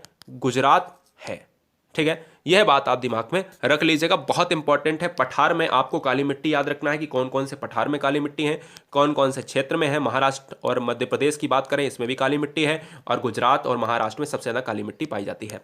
आगे हम बात करेंगे, दक्कन का पठार हमने देख लिया। हम आप बात करते हैं यहाँ पर लेटराइट पर। लेटराइट ईंट बनाने की मिट्टी है, बहुत इंपॉर्टेंट है। लेटराइट चाय वाली मिट्टी है, पहला पॉइंट, लेटराइट चाय वाली मिट्टी है। लेटराइट ईंट वाली मिट्टी है, ईंट के बनाने में सबसे ज्यादा लेटराइट का प्रयोग होता है। अब यार ये कह दो कि हमारे यहाँ ईंट नहीं बनती क्या? हमारे यहाँ भी भट्टे लगे होते हैं, आपके यहाँ भी भट्टे लगे होते हैं, तो मतलब ये जरूरी नहीं है कि लेटराइट से ही। लेकिन अगर देखा जाए कि ईंट किससे बनेगी सबसे अच्छी, तो लेटराइट से ही बनेगी। हम लोग तो बना लेते हैं। अगर देखा जाए कि काली मिट्टी में क्या होगा सबसे ज्यादा? कपास। क्या यहां नहीं होगा? यहां भी होगा कपास, लेकिन सबसे ज्यादा कहां पर होगा? अच्छा कपास पैदावार कहां होगा? काली मिट्टी में ही होगा। पैदा तो आप यहां भी कर सकते हो, सेव का उत्पादन भी कर सकते हो, लेकिन वैसा एटमॉस्फेयर आपको मिलना चाहिए, यानी देना चाहिए। जो टेम्परेचर सेव के लिए चाहिए वो टेम्परेचर देना पड़ेगा। धान यहां भी होती है, धान पश्चिम बंगाल में भी होती है, पश्चिम बंगाल में सबसे ज्यादा धान होती है, लेकिन यहां भी होती है। मेरी बात समझ रहे ना। तो इसलिए इस चीज को बहुत अच्छे तरीके से याद रखना। लेटराइट मिट्टी में सबसे अधिक केरल में पाई जाती है। मैंने अभी आपको बताया कि भारत का एक ऐसा राज्य है जो लेटराइट मिट्टी के लिए प्रसिद्ध है। लेटराइट मिट्टी, ये देखिएगा इस कलर में अगर देखा जाए तो ये वाला क्षेत्र जो है केरल का क्षेत्र है। क्लियर है, याद रखिएगा। आगे बात करें मिट्टियां और उनके बनने की क्रियाविधि। मिट्टियां किस तरीके से बनती हैं, मिट्टियां भारत में कितनी हैं? मिट्टियां भारत में 8 प्रकार की मिट्टियां हैं, यह बात दिमाग में फीड कर लेना है। जलोढ़ मिट्टी को हम कहते हैं कि सबसे ज़्यादा मिट्टी जो भारत में पाई जाती है, या सबसे ज़्यादा उपजाऊ मिट्टी किसे कहते हैं? जलोढ़ मिट्टी। जलोढ़ मिट्टी किस तरीके से बनती है? नदियों के द्वारा बनती है। बहुत अच्छी तरीके से बताया है कि नदियों के द्वारा जो मिट्टी बनती है दोस्तों, वो है जलोढ़ मिट्टी, है ना। जलोढ़ मिट्टी कैसे बनती है? नदियों के द्वारा बनती है। यह बात दिमाग में रखना है दोस्तों, बहुत इंपॉर्टेंट पॉइंट है कि नदियों के द्वारा बहाकर लाई गई मिट्टी का निर्माण जो होता है वो जलोढ़ मिट्टी के द्वारा होता है। काली मिट्टी का जो निर्माण होता है वो किस तरीके से होता है? काली मिट्टी का निर्माण होता है लावा के द्वारा। अभी मैंने आपको बताया था ज्वालामुखी, ज्वालामुखी से क्या निकलेगा? लावा। बेसाल्ट या लावा के अपक्षरण के कारण से होती है, यानी काली मिट्टी का जो निर्माण होगा वो लावा के द्वारा ही होगा। लाल पीली मिट्टी का निर्माण, लाल पीली मिट्टी का निर्माण दोस्तों कैसे होगा? लाल पीली मिट्टी का निर्माण होगा ग्रेनाइट और नीस के विखंडन से। लाल पीली मिट्टी का निर्माण कैसे होगा? ग्रेनाइट और नीस के विखंडन से लाल मिट्टी बनेगा, यानी लाल और पीली मिट्टी। लेटराइट मिट्टी, लेटराइट मिट्टी दोस्तों बनेगी चूना और रेत के निक्षालन से, जैसे जलोढ़ मिट्टी नदियों के निक्षालन से, अवसादों के निक्षालन से, ऐसे ही लेटराइट मिट्टी चूना और रेत के कारण। वन की मिट्टी दोस्तों कैसे बनती है? वन की मिट्टी बनती है पर्वत के अपरदन और वनस्पतियों के अवशेषों से। जो वनस्पतियां आपकी जो पेड़ टूट कर गिर जाते हैं और फिर क्या होता है, वो काफ़ी सालों तक जमीन के अंदर बने रहते हैं अवशेषों के द्वारा, है ना। तो सिंपल सी बात है। मरुस्थलीय मिट्टी व्यापक अपरदन से, अपरदन का मतलब होता है जब मिट्टी को बहाकर या काटकर नदियां या पहाड़ ले जाते हैं, ठीक है ना। सिंपल सी बात आप याद रखिएगा।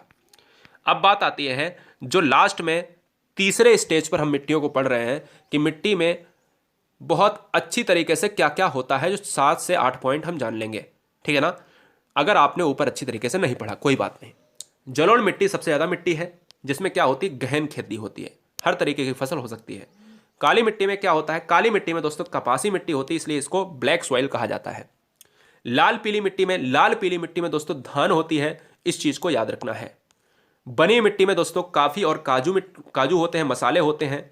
मरुस्थलीय मिट्टी में ज्वार बाजरा मोटे अनाज, राजस्थान का भाग। और लवड़ी मिट्टी में दोस्तों बरसीम होता है, आंवला अमरूद, पश्चिम बंगाल का क्षेत्र, तटीय इलाका, हमने आप सभी को बताया, ठीक है। ये चीज़ें आप अच्छी तरीके से याद रखें। क्लियर है? तो दोस्तों पूरी तरीके से हमने, अगर आपने सही तरीके से इस वीडियो को वॉच किया होगा तो मैं ये नहीं समझता किसी लूसेंट या किसी भी किताब को आपको पढ़ने की जरूरत पड़ेगी।